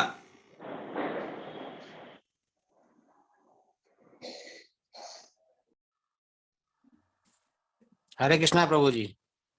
हरे कृष्णा हाँ, शैलेंद्र प्रभु जी बोले आवाज है। जी। बस एक सरल सा क्वेश्चन था कि जो व्यक्ति ज्यादा सरल या कोमल स्वभाव का होता है, फिर भी उसके साथ कभी न कभी कुछ न कुछ हमेशा गलत ही होता है, चाहे वो मन का हिसाब से करे या मन के हिसाब से ना करे। लेकिन आजकल जो कलयुग जो चल रहा है, उसमें क्या ये संभव है उसका उस तरीके से रहना? निश्चित रूप से अच्छे व्यक्ति के साथ हमेशा अच्छा होता है और बुरे व्यक्ति के साथ हमेशा बुरा होता है। कुछ स्थिति में कुछ चालू लोग या गलत लोगों को हम प्रभावशाली देखें, इसका अर्थ ये बिल्कुल न लगाएं कि वो अपने गलत आचरण के कारण प्रभावशाली है। प्रत्येक व्यक्ति ने कुछ ना कुछ अच्छा कर रखा है और कुछ ना कुछ बुरा कर रखा है। तो जब तक उसका पुण्य कर्म है तब तक तो उसे वो फल मिलेगा। लेकिन जब उसके पाप कर्म उदय होंगे तो उसको ऊपर से नीचे आना पड़ेगा। ढेरों लोग हैं जो कहाँ थे, कहाँ से कहाँ आ गए अपने कर्मों के कारण।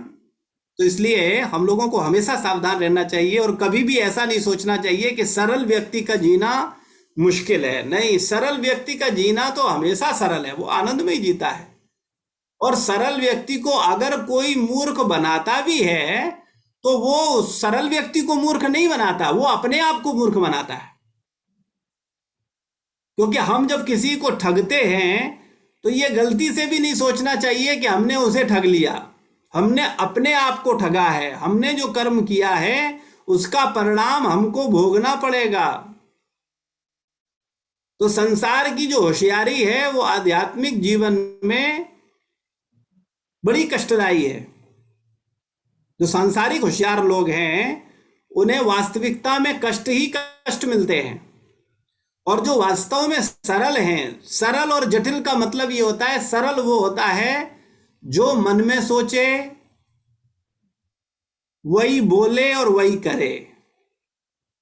और जटिल व्यक्ति या कपटी व्यक्ति वो होता है जो सोचता कुछ है, बोलता कुछ है और करता कुछ है। तो हम अपने को सरल बनाएं, सहज बनाएं। और सरलता और सहजता में कोई मुश्किल नहीं है। हमारा जीवन बड़ा आनंद से कटता है। कुछ धूर्तों के चक्कर में अपनी सरलता को न खोएं।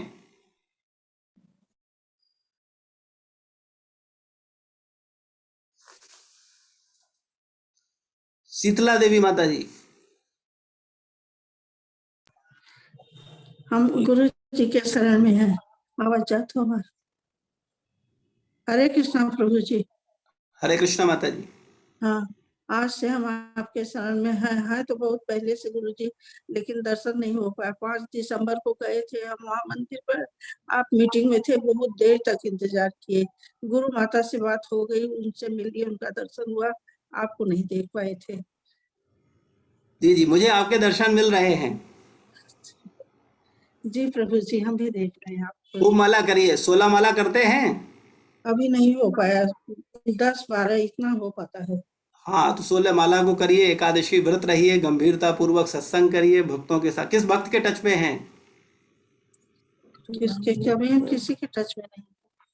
अच्छा, तो किसने आपको जूम सत्संग से जोड़ा था? उनका नाम नहीं याद। के कौन जोड़ा था? नाम नहीं याद है। नाम नहीं याद आ रहा है प्रभु जी। अच्छा, कहाँ रहते हैं आप? हम यहाँ राजा जी पुरम में, लखनऊ में ही रहते हैं। अच्छा अच्छा, ठीक है। तो वहाँ आप अपने जो दीक्षित प्रभु हैं, अरुण दीक्षा, अरुण केशव प्रभु, उनके टच में रह सकते हैं। श्रवण सिंधु प्रभु हैं, उन लोगों के टच में रह सकते हैं। और मंदिर में जब आएँ तो कॉल करके आएंगे तो या व्हाट्सएप पे टाइम ले लीजिएगा तो फिर मिलेंगे। जी प्रभु। ठीक, हरे कृष्णा। हरे कृष्ण। और किसी का कोई प्रश्न, कोई जिज्ञासा? आगे बढ़ते हैं। तो मेरा आपसे प्रश्न है जी, खुशबू मिश्रा माता जी। हरे कृष्णा प्रभु जी।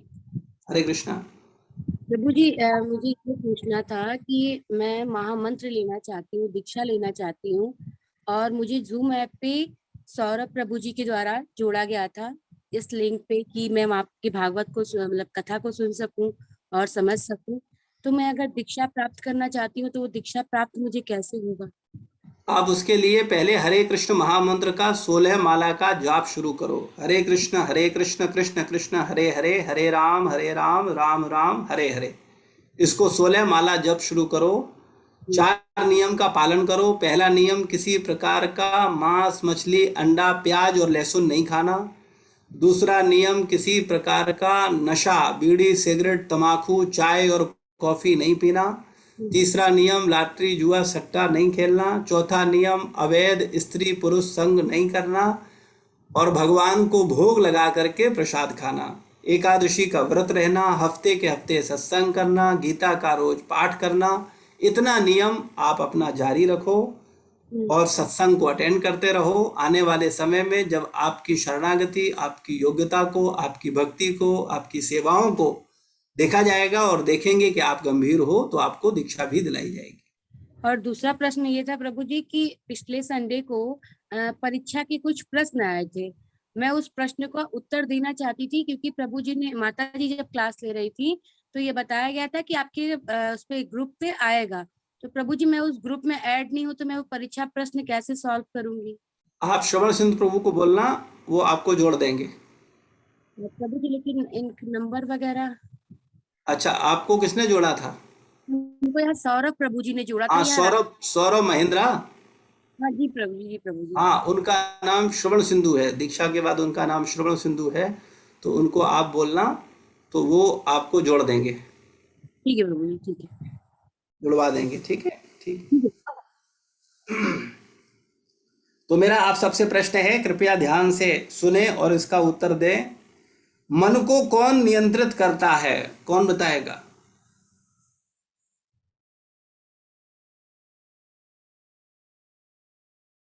मन को कौन नियंत्रित करता है?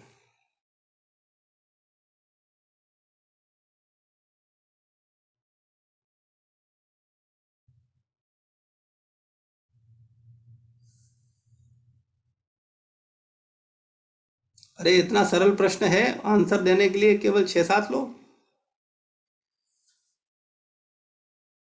अमित मित्तल प्रभु। हरे कृष्ण प्रभु जी। हरे कृष्णा। मन को बुद्धि नियंत्रण कर सकती है। ठीक है, मालती मौर्य माता जी सही बोल रहे हैं अमित प्रभु?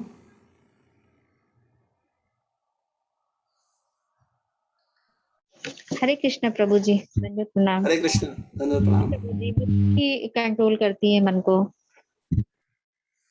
ठीक है, तो आपकी बुद्धि मन को कंट्रोल करती है कि मन बुद्धि को कंट्रोल करता है?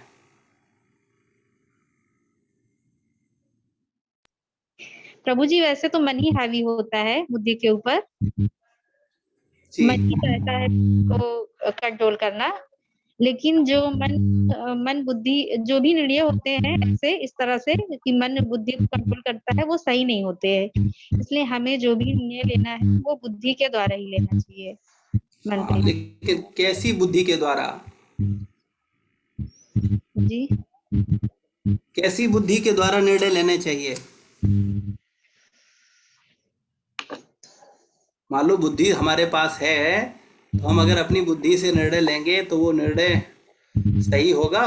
मन से ऊपर बुद्धि है, लेकिन बुद्धि जी जो हमें, जी प्रभु जी बताना चाहते, जो हमें शास्त्रों के द्वारा बताया जाए, गुरु के द्वारा बताया जाए, वो बुद्धि सही।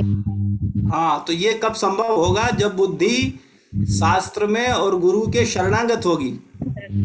जब तक बुद्धि शास्त्र या गुरु के शरणागत नहीं होगी तो फिर बुद्धि अपने ही मन के अनुसार कुछ बोलेगी या अपने ही विचार से कुछ बोलेगी। तो ऐसी बुद्धि भी मन को भ्रमित करने वाली हो सकती है। इसलिए बुद्धि को विवेकवान होना चाहिए। इसीलिए बोला गया बिनु सत्संग विवेक न होई, है ना? बिना सत्संग के विवेक नहीं होता, बुद्धि विवेकवान नहीं होती। बुद्धि को ये क्षमता नहीं आती कि क्या सही और क्या गलत, यानी बुद्धि दिव्य नहीं होती। एक भौतिक बुद्धि है और एक दिव्य बुद्धि है। भौतिक बुद्धि सबके पास है, पशुओं के पास भी है, लेकिन दिव्य बुद्धि केवल शरणागत शिष्यों के पास है बस। ये पशु समाज में शिष्य नहीं होते, पशु समाज में गुरु नहीं होते। तो इसलिए पशुओं का जो बुद्धि होता है वो दिव्य नहीं होता कभी। मानव समाज में इस संबंध को निभाया जा सकता है। ठीक है, अगला प्रश्न है, मन को नियंत्रित करना इतना कठिन क्यों है?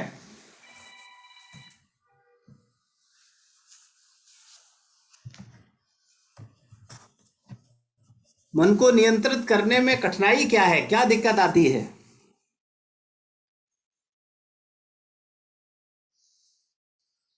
लिप्सा माता जी। हरे कृष्ण प्रभु जी, दंडवत प्रणाम। दंडवत प्रणाम। प्रभु जी, हमारा मन जैसे एक रथ में घोड़े होते हैं उनके समान है। तो जैसे अगर रथ के घोड़े डिफरेंट डायरेक्शंस में भागते हैं तो हमारा मन भी वैसे ही है। हमारी नहीं, आप सही नहीं बोल रहे हो। हमारा मन किसके समान है? इंद्रियों के समान, घोड़ों के समान प्रभु जी। नहीं, आपने ध्यान से नहीं सुना। और दूसरा भक्त बताएगा, भावना माता जी।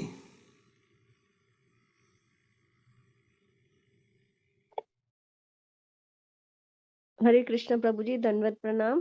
दंडवत मन प्रणाम। जो है लगाम के समान होता है उस रथ के, हम्म, और मन को कंट्रोल करना बहुत मुश्किल होता है क्योंकि वह बहुत ही चंचल, हठीला, बलवान और दुराग्रही होता है। मन किसको वश में करता है? मन इंद्रियों को वश में करता है। इंद्रियां घोड़े हैं। जी, इंद्रियां घोड़े हैं जी। ठीक है। हरे कृष्ण, धन्यवाद प्रभु। समझाएं कि कैसे भगवान चैतन्य महाप्रभु के सुझाव से सरलता से हम मन को नियंत्रित कर सकते हैं। चैतन्य महाप्रभु ने क्या सुझाव दिया है कि हम मन को नियंत्रित कैसे कर सकते हैं? क्या तरीका सुझाया है?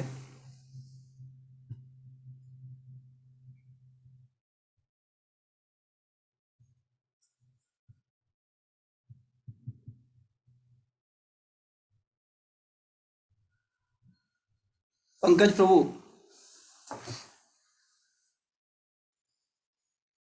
प्रभु जी हरे कृष्णा, दंडवत प्रणाम। हरे कृष्णा। प्रभु जी, चैतन्य महाप्रभु ने इस कलयुग के लिए जो सबसे बेहतरीन उपाय बताया है वह है अपने मन को व्यस्त रखा जाए कृष्ण भावनामृत में, और भगवान के पवित्र नाम हरे कृष्णा कृष्णा कृष्णा हरे हरे, हरे राम राम राम हरे हरे, ये मंत्र का जप करना है और अपने मन को व्यस्त रखा जाए कृष्ण भावनामृत में। इस तरह से मन को कंट्रोल में किया जा सकता है। तो आपने मन को कंट्रोल में करने के लिए कर रहे हो ऐसा? प्रभु जी कोशिश जारी है। कितनी माला हो रही है? प्रभु जी आज तो 4 माला हुई है प्रभु जी। क्यों? रोज कितनी होती हैं? प्रभु जी बढ़ती है, कभी 8 ही भी हो जाती है, कभी 16 हो जाती है प्रभु जी। तो मन पर नियंत्रण नहीं है? प्रभु जी कोशिश जारी है, अभी नियंत्रण तो नहीं है बट कोशिश जारी है। तो कोशिश कब तक जारी रहेगी? प्रभु जी आपका आशीर्वाद प्रभु जी, और जितनी जल्दी हो जाए उतना अच्छा है प्रभु जी। कहा गया है जब खाली मन हो तब भजन करो, तब नाम लो। 16 माला तो कम से कम बताया गया, और आप लोग अभी 16 माला पर ही नहीं पहुंच रहे हो, घसीट घसीट के चल रहे हो। उत्साह उत्साह होना चाहिए, भक्ति में उत्साह होना चाहिए, उत्साहित होकर के भजन करो। 16 माला होना चाहिए कम से कम। जी प्रभु जी। क्या चाहते हो? आपका मन आपको मार दे? नहीं प्रभु जी।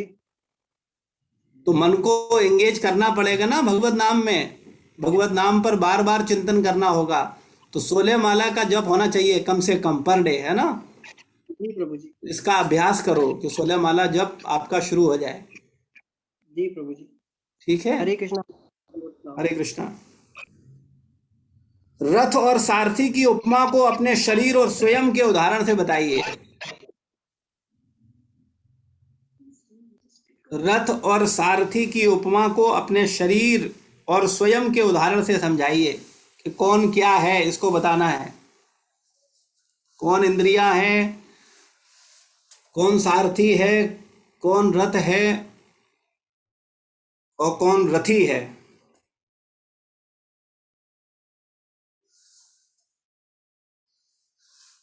अल्पना राहुल तिवारी।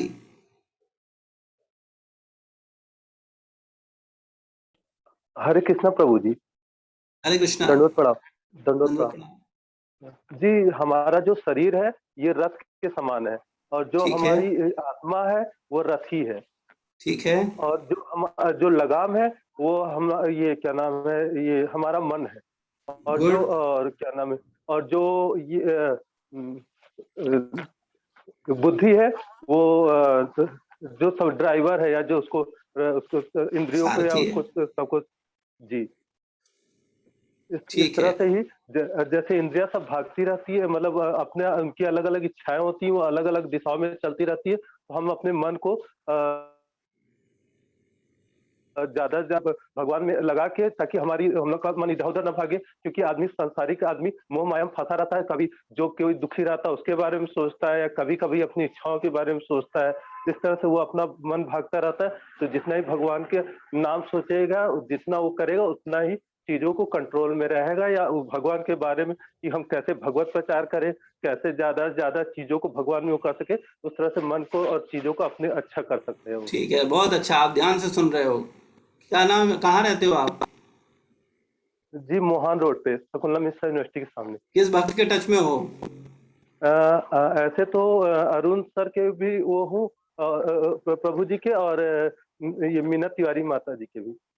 अच्छा, बहुत अच्छा है। ठीक है, इन भक्तों के सानिध्य में रहो और अच्छे से प्रगति करो। अपने अनुभव द्वारा बताइए कि कैसे कृष्ण भावनामृत की प्रक्रिया आपको अपने मन को नियंत्रित करने में मदद करती है। यानी जो कृष्ण भक्ति है, जो कृष्ण साधना है, जो सत्संग आप कर रहे हो, जो श्रवण लाभ ले रहे हो, इससे आपका मन कुछ नियंत्रित हो रहा है?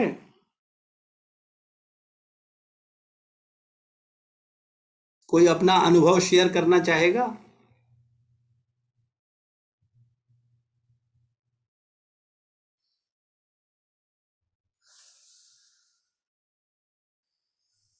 जी राहुल प्रभु, पहले आप ही बता दो।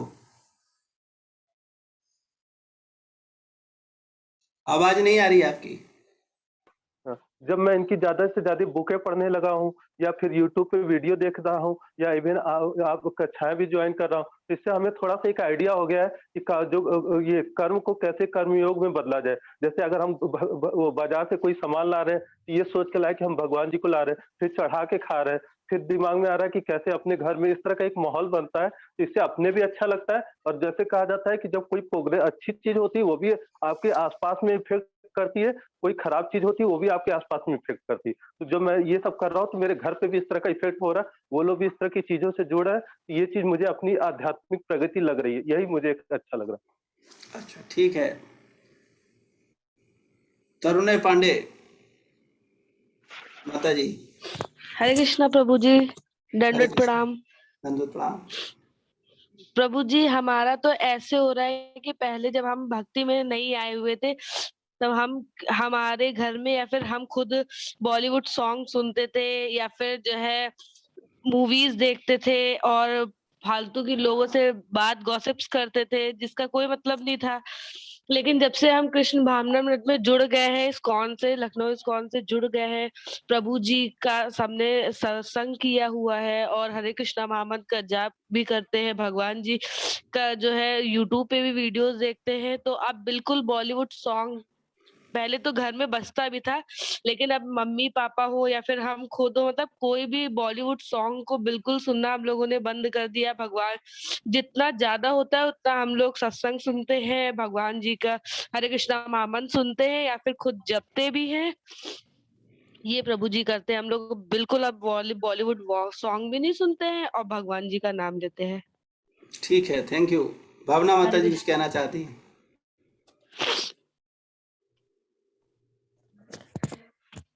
हरे कृष्णा प्रभु जी, दंडवत प्रणाम। दंडवत जी प्रणाम। प्रभु जी, कृष्ण भावनामृत में आप आपके लेक्चर्स सुन करके एक होता है कि अंतर मन में हम अपने झांक पाए हैं। जैसे पहले लोगों की गलतियां दिखती थी, अभी भी पूरी तरीके से ये नहीं हुआ है कि गलतियां नहीं दिखती, पर जब अब गलती देखते हैं तो खुद भी गलत लगता है। और अब जब किसी पे गुस्सा आता है, तो अभी गुस्से पे कंट्रोल नहीं है, बट हाँ ये समझ में आता है कि हाँ गुस्सा गलत है, उसके बाद एक गिल्टी फीलिंग होना, और अब वो धीरे धीरे मतलब वो लोअर डाउन हो रहा है। तो एक अंतर मन में झांकना और अपने अंदर परिवर्तन की कोशिश करना, पूरी तरीके से परिवर्तन तो नहीं कहेंगे कि हो गए हैं, परिवर्तित हो गए हैं, बट अपनी गलती अब ज्यादा नजर आती है। जी प्रभु जी, हरे ठीक है, कृष्ण। धन्यवाद। मालती माता जी।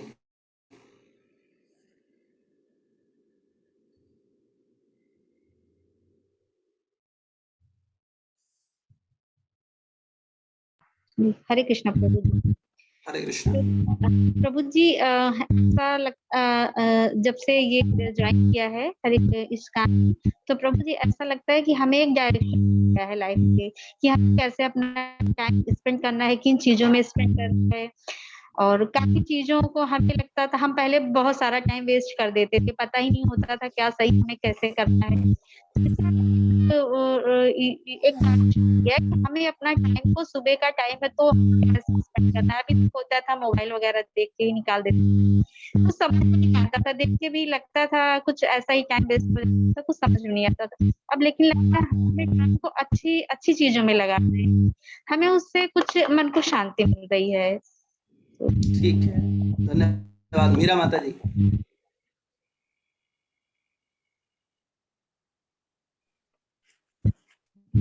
हरे कृष्ण प्रभु जी, दंडवत प्रणाम। दंडवत प्रणाम। प्रभु जी, जब से कृष्ण भावना व्रत में हम गए हैं तब से प्रभु जी ऐसा महसूस होता है कि जैसे पहले तो अभी हम ठंडियों में अक्सर ऐसा हो जाता था कि एक बार जरूर बीमार पड़ते थे, लेकिन अभी प्रभु जी बिल्कुल बीमार नहीं पड़ते हैं और एकदम दिनचर्या मेरी बदल चुकी है। जैसे पहले तो हमने कभी ये सोचा नहीं था प्रभु जी कि 3:30 बजे हम सो के उठेंगे, तो अभी तो प्रभु जी जैसे ही 3:30 अलार्म लगाते हैं, लेकिन अलार्म नहीं बजता, हम उठ जाते हैं, आँख खुल जाती है। और प्रभु जी जैसे कि अभी पहले तो ये था तो दिन में भी सो जाते थे, लेकिन अभी बिल्कुल नहीं सोते हैं। और सारे हम जब काम करते हैं तो बस ये होता है जल्दी से फटाफट घर के मेरे काम खत्म हो, फिर हमारी जो सेवा है हम उसको फटाफट कर सके प्रभु जी। बहुत अच्छा है, आप स्वयं तो उठते ही हो 3:30 बजे और अन्य सब भक्तों को भी उठाते हो, ये आपकी बड़ी इम्पोर्टेंट सेवा है।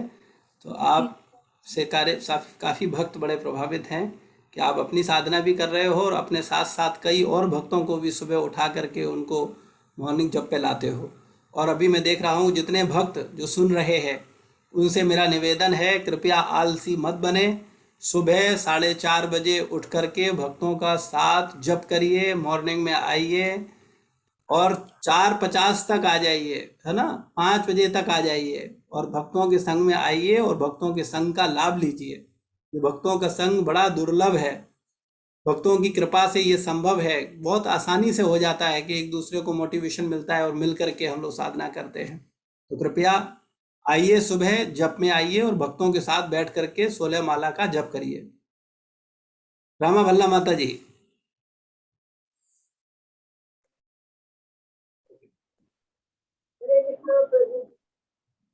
हरे कृष्णा। प्रणाम।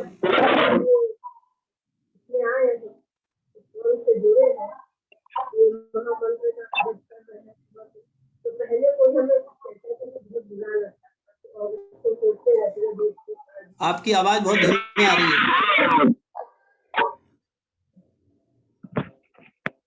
जब से मंत्र से हम जुड़े हैं तब से सुबह उठते हैं और अच्छा लगता है हमको 3, 3:30, 4 बजे उठना और अपना जपा क्लास में जाना और बैठना बहुत अच्छा लगता है। और कोई कुछ कहता भी उसका कोई प्रभाव नहीं पड़ता और इसीलिए हम अपने भी किसी संबंध से ज्यादा नहीं जाते। तो लोग कहेंगे अब ये पंडिताइन हो गई, ये है, तो मतलब इस तरह से बोलते हैं लोग, तो हमें वहाँ कहीं जाना भी नहीं अच्छा लगता और हमें ये बहुत अच्छा लगता है इसको करना। बहुत अच्छा है, ठीक है। अब आगे चलते हैं हम लोग। नामामृत, पवित्र नाम का अमृत। वल्लभ भट्टाचार्य ने यह स्वीकार किया कि जो लोग पवित्र नाम का जप करते हैं वे ब्राह्मण और वैष्णव कहलाने के योग्य हैं। अतएव वल्लभ भट्ट ने श्री चैतन्य महाप्रभु को भोजन पर आमंत्रित किया और भगवान ने रूप और वल्लभ भाइयों का उनसे परिचय कराया। रूप से ही रूप गोस्वामी और वल्लभ भाइयों से वल्लभ भट्ट को बड़े आदर के साथ दंडवत प्रणाम किया। जब वल्लभ भट्टाचार्य उनकी तरफ आए तो वे और दूर भाग खड़े हुए। रूप गोस्वामी ने कहा, मैं अछूत और सबसे ज्यादा पतित हूँ, कृपया मुझे स्पर्श न करें। वल्लभ भट्टाचार्य इस बात से बहुत आश्चर्यचकित हुए, परंतु श्री चैतन्य महाप्रभु बहुत प्रसन्न हुए और उन्होंने रूप गोस्वामी का परिचय कराया। श्री चैतन्य महाप्रभु ने कहा, उसे मत स्पर्श करो क्योंकि वह एक बहुत निम्न जाति का है। आप वैदिक सिद्धांत के आचार्य हैं और अनेक वैदिक यज्ञों को संपन्न कराने में दक्ष हैं। आप उच्च जाति से भी हैं। दोनों भाइयों के मुख से लगातार पवित्र नाम का जप सुनकर बल्लभ भट्टाचार्य चैतन्य महाप्रभु के संकेत समझ गए। बल्लभ भट्टाचार्य ने स्वीकार किया, ये दोनों लगातार कृष्ण के पवित्र नाम का जप कर रहे हैं, तो ये कैसे अछूत हो सकते हैं। इसके विपरीत ये बहुत ही उच्च कोटि के हैं। बल्लभ भट्टाचार्य का दोनों भाइयों की उच्च स्थिति को स्वीकार करने से उन लोगों को सबक लेना चाहिए जो ब्राह्मण होने का झूठा अहंकार करते हैं। कभी कभी ऐसे ब्राह्मण कहलाए जाने वाले लोग हमारे पाश्चात्य देशों के शिष्यों को भक्त या ब्राह्मण मानने से इनकार करते हैं, और कुछ ब्राह्मण तो इतने दंभी हैं कि उन्हें मंदिर में प्रवेश करने से भी रोकते हैं। अतः श्री चैतन्य महाप्रभु यहाँ एक महान शिक्षा देते हैं कि बल्लभ भट्टाचार्य ब्राह्मण जाति के महान आचार्य और एक वैदिक ज्ञान के ज्ञाता थे। उन्होंने यह भी स्वीकार किया कि जो कोई भी भगवान के पवित्र नाम का जप करते हैं वे प्रामाणिक ब्राह्मण और वैष्णव हैं, अतः वे उच्च कोटि के हैं। चैतन्य चरितामृत मध्य लीला 1965 से 71। तो यहाँ पर ये चर्चा चल रही है कि भक्तों को बड़ा विनम्र होना चाहिए। यहाँ रूप गोस्वामी का जन्म ब्राह्मण कुल में ही हुआ था, लेकिन वो मुस्लिम सम्राट के यहाँ नौकरी करते थे, और उस जमाने में जब कोई किसी मुस्लिम के यहाँ जाता था या उस मुस्लिम जल छिड़क देता था तो वो भी मुस्लिम हो जाता था। तो रूप गोस्वामी और सनातन गोस्वामी को काफी प्रताड़ित किया गया था, और उनको कहा गया था कि अगर तुम ये व्यवस्था नहीं संभालोगे तो हम ब्राह्मण जाति के या भक्त जो लोग हैं उनको और परेशान करेंगे। तो इसलिए उन्होंने उनका अधीन होना स्वीकार कर लिया था, और उन्होंने उनके सानिध्य में प्रधानमंत्री और वित्त मंत्री का जो पद था वो संभाल लिया था। उस राजपाट में वो सेवा करते थे। लेकिन जब वो चैतन्य महाप्रभु की शरण में आए तो उन्होंने सब छोड़ दिया और पूर्ण रूप से चैतन्य महाप्रभु की शरण में आ गए। तो बल्लभ भट्टाचार्य जब आते हैं तो वो उनके सामने बहुत विनम्रता का प्रदर्शन करते हैं, और वो बोलते हैं कि मैं तो अछूत हूँ, मैं आपको स्पर्श करने के योग्य नहीं हूँ, जबकि वो निरंतर भगवान के पवित्र नाम का जाप कर रहे थे। तो उनकी इस विनम्रता से चैतन्य महाप्रभु बड़े प्रसन्न हुए। उनको बड़ी खुशी हुई कि हाँ देखो, ये अपने ब्राह्मण होने का दम्भ न करते हुए, ये वैष्णव होने का दम्भ न करते हुए विनम्रता पूर्वक कह रहे हैं कि वो स्पर्श करने के योग्य नहीं है। और जो बल्लवाचार्य थे वो भी जान रहे थे कि जो भगवान के पवित्र नाम का जप करता है, जो भगवान की शरण में है, वो निम्न जाति का कैसे हो सकता है। तो इसी प्रकार से हम सब लोगों के लिए ये शिक्षा है कि हम सब लोगों को भगवान के पवित्र नाम का जप करना चाहिए, और जप करने के साथ साथ अपने को हमेशा नीचा मानना चाहिए, चाहे हम भले ही ब्राह्मण परिवार में ही क्यों ना जन्म लिए हों।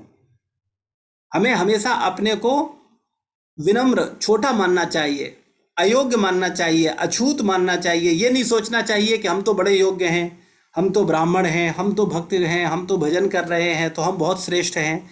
ऐसा भाव भक्ति में अच्छा नहीं है। भक्त को हमेशा दीन होना चाहिए। और कोई व्यक्ति अगर निम्न कुल में जन्म लिया है, वो भी भजन कर रहा है, तो उसको पूरा सम्मान देना चाहिए, पूरा आदर देना चाहिए, और भगवान के भक्त, वैष्णव या ब्राह्मण होने को उसे स्वीकार करना चाहिए। ऐसा नहीं सोचना चाहिए कि नहीं ये तो निम्न कुल में जन्म लिए हैं, ये कैसे भक्त हो सकते हैं, ये कैसे वो भगवान की भक्ति कर सकते हैं। तो प्रभुपाद जी अपने जीवन के उदाहरण से बताते हैं कि जब पाश्चात्य देश के लोगों को उन्होंने भक्त बनाया और वो भजन करने लगे, भगवान का नाम कीर्तन करने लगे, फिर भी कई जगह ऐसे मंदिरों में था कि वो बाहर के लोगों को प्रवेश नहीं देते थे। तो कहने का तात्पर्य यह है कि जो भगवान की भक्ति करना चाहता, भगवान सबके हैं, और अगर कोई भगवान की शरण में आना चाहता है तो उसे स्वीकार करना चाहिए, और वास्तव में वो एक ब्राह्मण या वैष्णव के रूप में उसको सम्मान मिलना चाहिए, उसको आदर मिलना चाहिए। लेकिन जो व्यक्ति स्वयं भजन कर रहा है, उसे इसलिए भजन नहीं करना चाहिए कि उसे सबसे आदर चाहिए, क्योंकि भक्त को हमेशा अपने को सबसे अछूत मानना चाहिए, उसे अपने को सबसे छोटा मानना चाहिए, चाहे भले ही वो निम्न जाति में जन्मा हो या उच्च जाति में। उसको हमेशा सोचना चाहिए वो भगवान का भक्त है, दासों का दास है, वो सबसे छोटा है, सबसे अपवित्र है, सबसे पीछे है, सबसे आगे, सबसे होशियार, सबसे बुद्धिमान बनने या मानने की भूल नहीं करनी चाहिए। भक्त समाज में ये भाव सम्माननीय नहीं है। भक्त समाज में जो अपने को सबसे छोटा मानता है, अपने को सबसे दीन मानता है, अपने को सबसे अछूत मानता है, वो उतना अधिक सम्मान का हकदार है, उतना योग्य, उतना उन्नत भक्त है। तो भगवान के पवित्र नाम का कितना महत्व है आप देख सकते हैं कि निम्न जात में जन्मे लोगों को भी उच्च जन्म का फल प्राप्त हो जाता है। तो हम सब लोगों को बहुत गंभीरता पूर्वक भगवान के पवित्र नाम का ब्रह्म मुहूर्त में 16 माला का जाप करना चाहिए। तो मैं देखता हूँ काफी भक्त हैं जो गंभीरता पूर्वक जप में आने लगे हैं, लेकिन अभी भी बहुत सारे ऐसे भक्त हैं जो भक्ति को उतनी गंभीरता से नहीं ले रहे हैं। तो मेरा निवेदन है आप सब कृपया सुबह ब्रह्म मुहूर्त में आइए और भक्तों के संग नाम जप का लाभ लीजिए। अगर आपकी बहुत व्यस्तता है तो कोई बात नहीं, 6 माला 4 माला जितना माला आप कर सकते हो भक्तों के संग में करिए। उससे क्या होगा, आप भक्ति में प्रगति करेंगे। प्रचार ही सार है। श्री श्रीमदेसी भक्ति वेदांत स्वामी श्रील प्रभुपाद की जय। कृष्ण भावनामृत का प्रचार जीवों पर असली दया दिखाना है। यदि कोई जीव कृष्ण भावनामृत में विकास करता है और अन्यों के प्रति दयालु होता है तथा यदि उसका आत्म साक्षात्कार विषयक ज्ञान पूर्ण होता है तो वह भव बंधन से तुरंत मुक्ति पालेगा। इस श्लोक का दया जीवेशु अन्य जीवों के प्रति दया का सूचक है और यह इंगित करता है कि यदि कोई जीव आत्म साक्षात्कार में प्रगति करने का इच्छुक है तो उसे अन्य जीवों पर दयालु होना चाहिए। इसका यह अर्थ है कि उसे अपने को पूर्ण बनाने तथा कृष्ण के नित्य दास के रूप में अपनी स्थिति समझ लेने के बाद इस ज्ञान का प्रचार करना ही चाहिए। इसका प्रचार करना ही जीवों पर असली दया दिखाना है। अन्य प्रकार के मानव कल्याण कार्य अस्थायी रूप से शरीर के लिए लाभप्रद हो सकते हैं, किंतु जीव आत्मा है, अतएव अंततः मनुष्य को उसके आध्यात्मिक जीवन का ज्ञान देकर ही जीव को उसके प्रति अपनी असली दया दिखा सकता है। श्रीमद् भागवत 4:29-1। तो वास्तविकता में जो असली दया है, हम लोग नकली दया दिखाते हैं। किसी को कंबल बांटते हैं, किसी को एक बार भोजन खिला देते हैं, किसी का इलाज कर देते हैं, किसी की शिक्षा में उसकी मदद कर देते हैं, बच्चों की पढ़ाई में, लेकिन ये असली दया नहीं है, ये वास्तविक दया नहीं है। असली दया क्या है? तो असली दया है भगवान की भक्ति में लगाना, भगवान का भक्त बनाना। तो प्रत्येक व्यक्ति को प्रचार करना चाहिए। आप सब लोगों को अपनी साधना, भक्ति, सत्संग केवल अपने तक सीमित नहीं रखना चाहिए। आपको अपने साथ साथ अपने मित्रों, अपने साथियों, अपने रिश्तेदारों, अपने परिवारीजनों को भी साथ लाना चाहिए।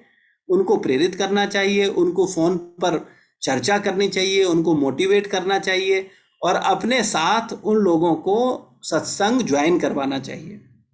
और जैसा कि आप देख रहे हो, अभी आप लोगों का 33 क्लास चल रहा है, 33 क्लास पे आज हमने चर्चा की है और अभी जस्ट ये सत्संग समाप्त होते ही अभी ठीक 6 बजे से हम लोग शुरू कर रहे हैं।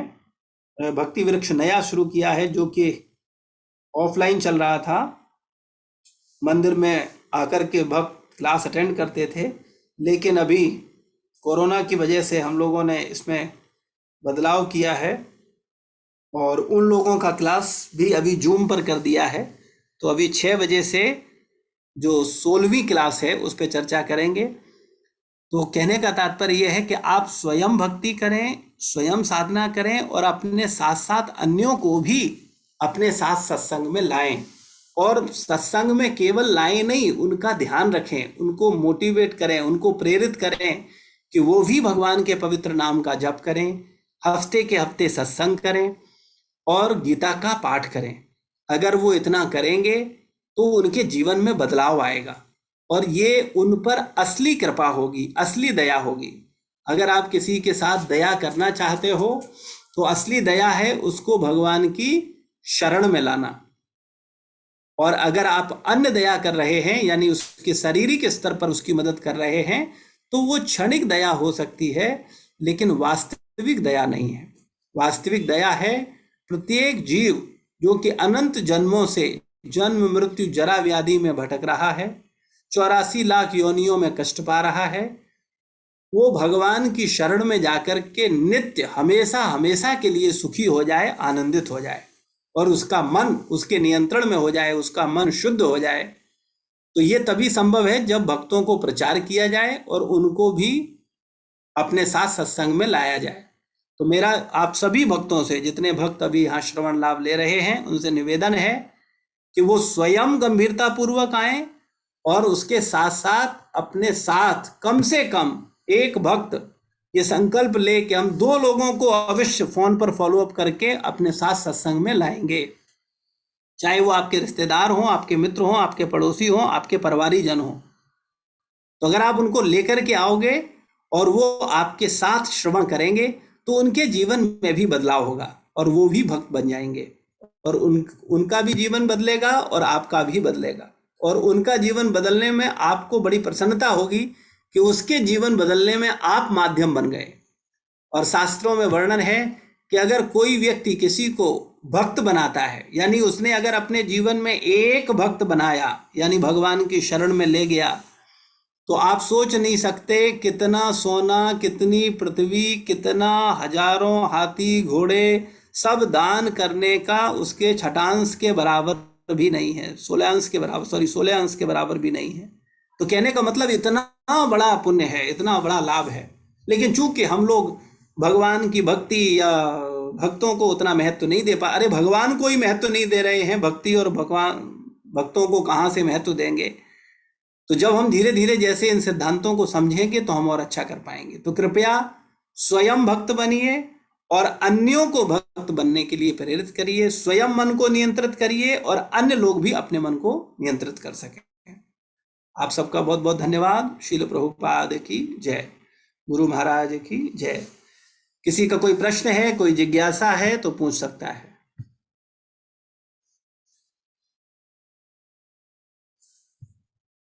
जी त्रिपाठी प्रभु। हरे कृष्णा प्रभु जी, दंडवत प्रणाम। दंडवत प्रणाम।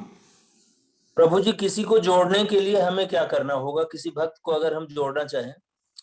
आप जोड़ने के लिए आपको लोगों से बात करनी है, उनको बताना है कि हम भी सत्संग में जाते हैं और सत्संग में हफ्ते के हफ्ते हम लोग मोबाइल पे सत्संग करते हैं, संडे के संडे। और उसका परिणाम ये है कि पहले मेरे विचार ऐसे थे, आज मेरे विचारों में परिवर्तन है और मन को शांति मिल रही है, मेरा जीवन में बदलाव आ रहा है।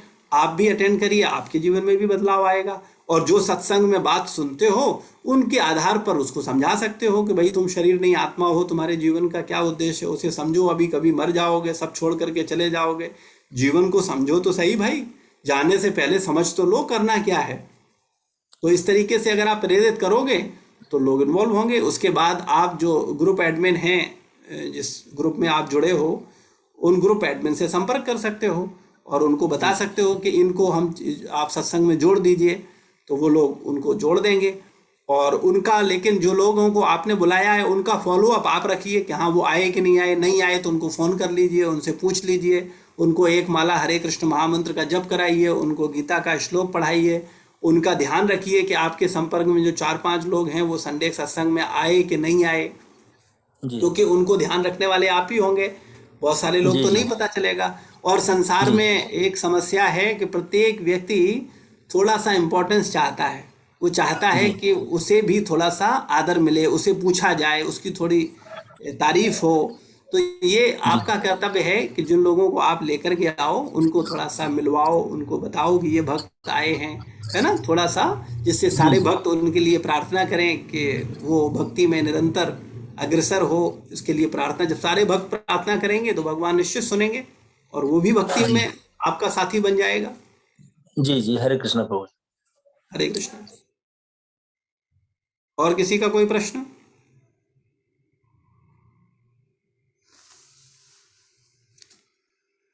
ठीक है, धन्यवाद आप सबका समय देने के लिए। अभी क्लास 6 बजे से शुरू करेंगे। 16वां अध्याय जो है आध्यात्मिक उन्नति 16।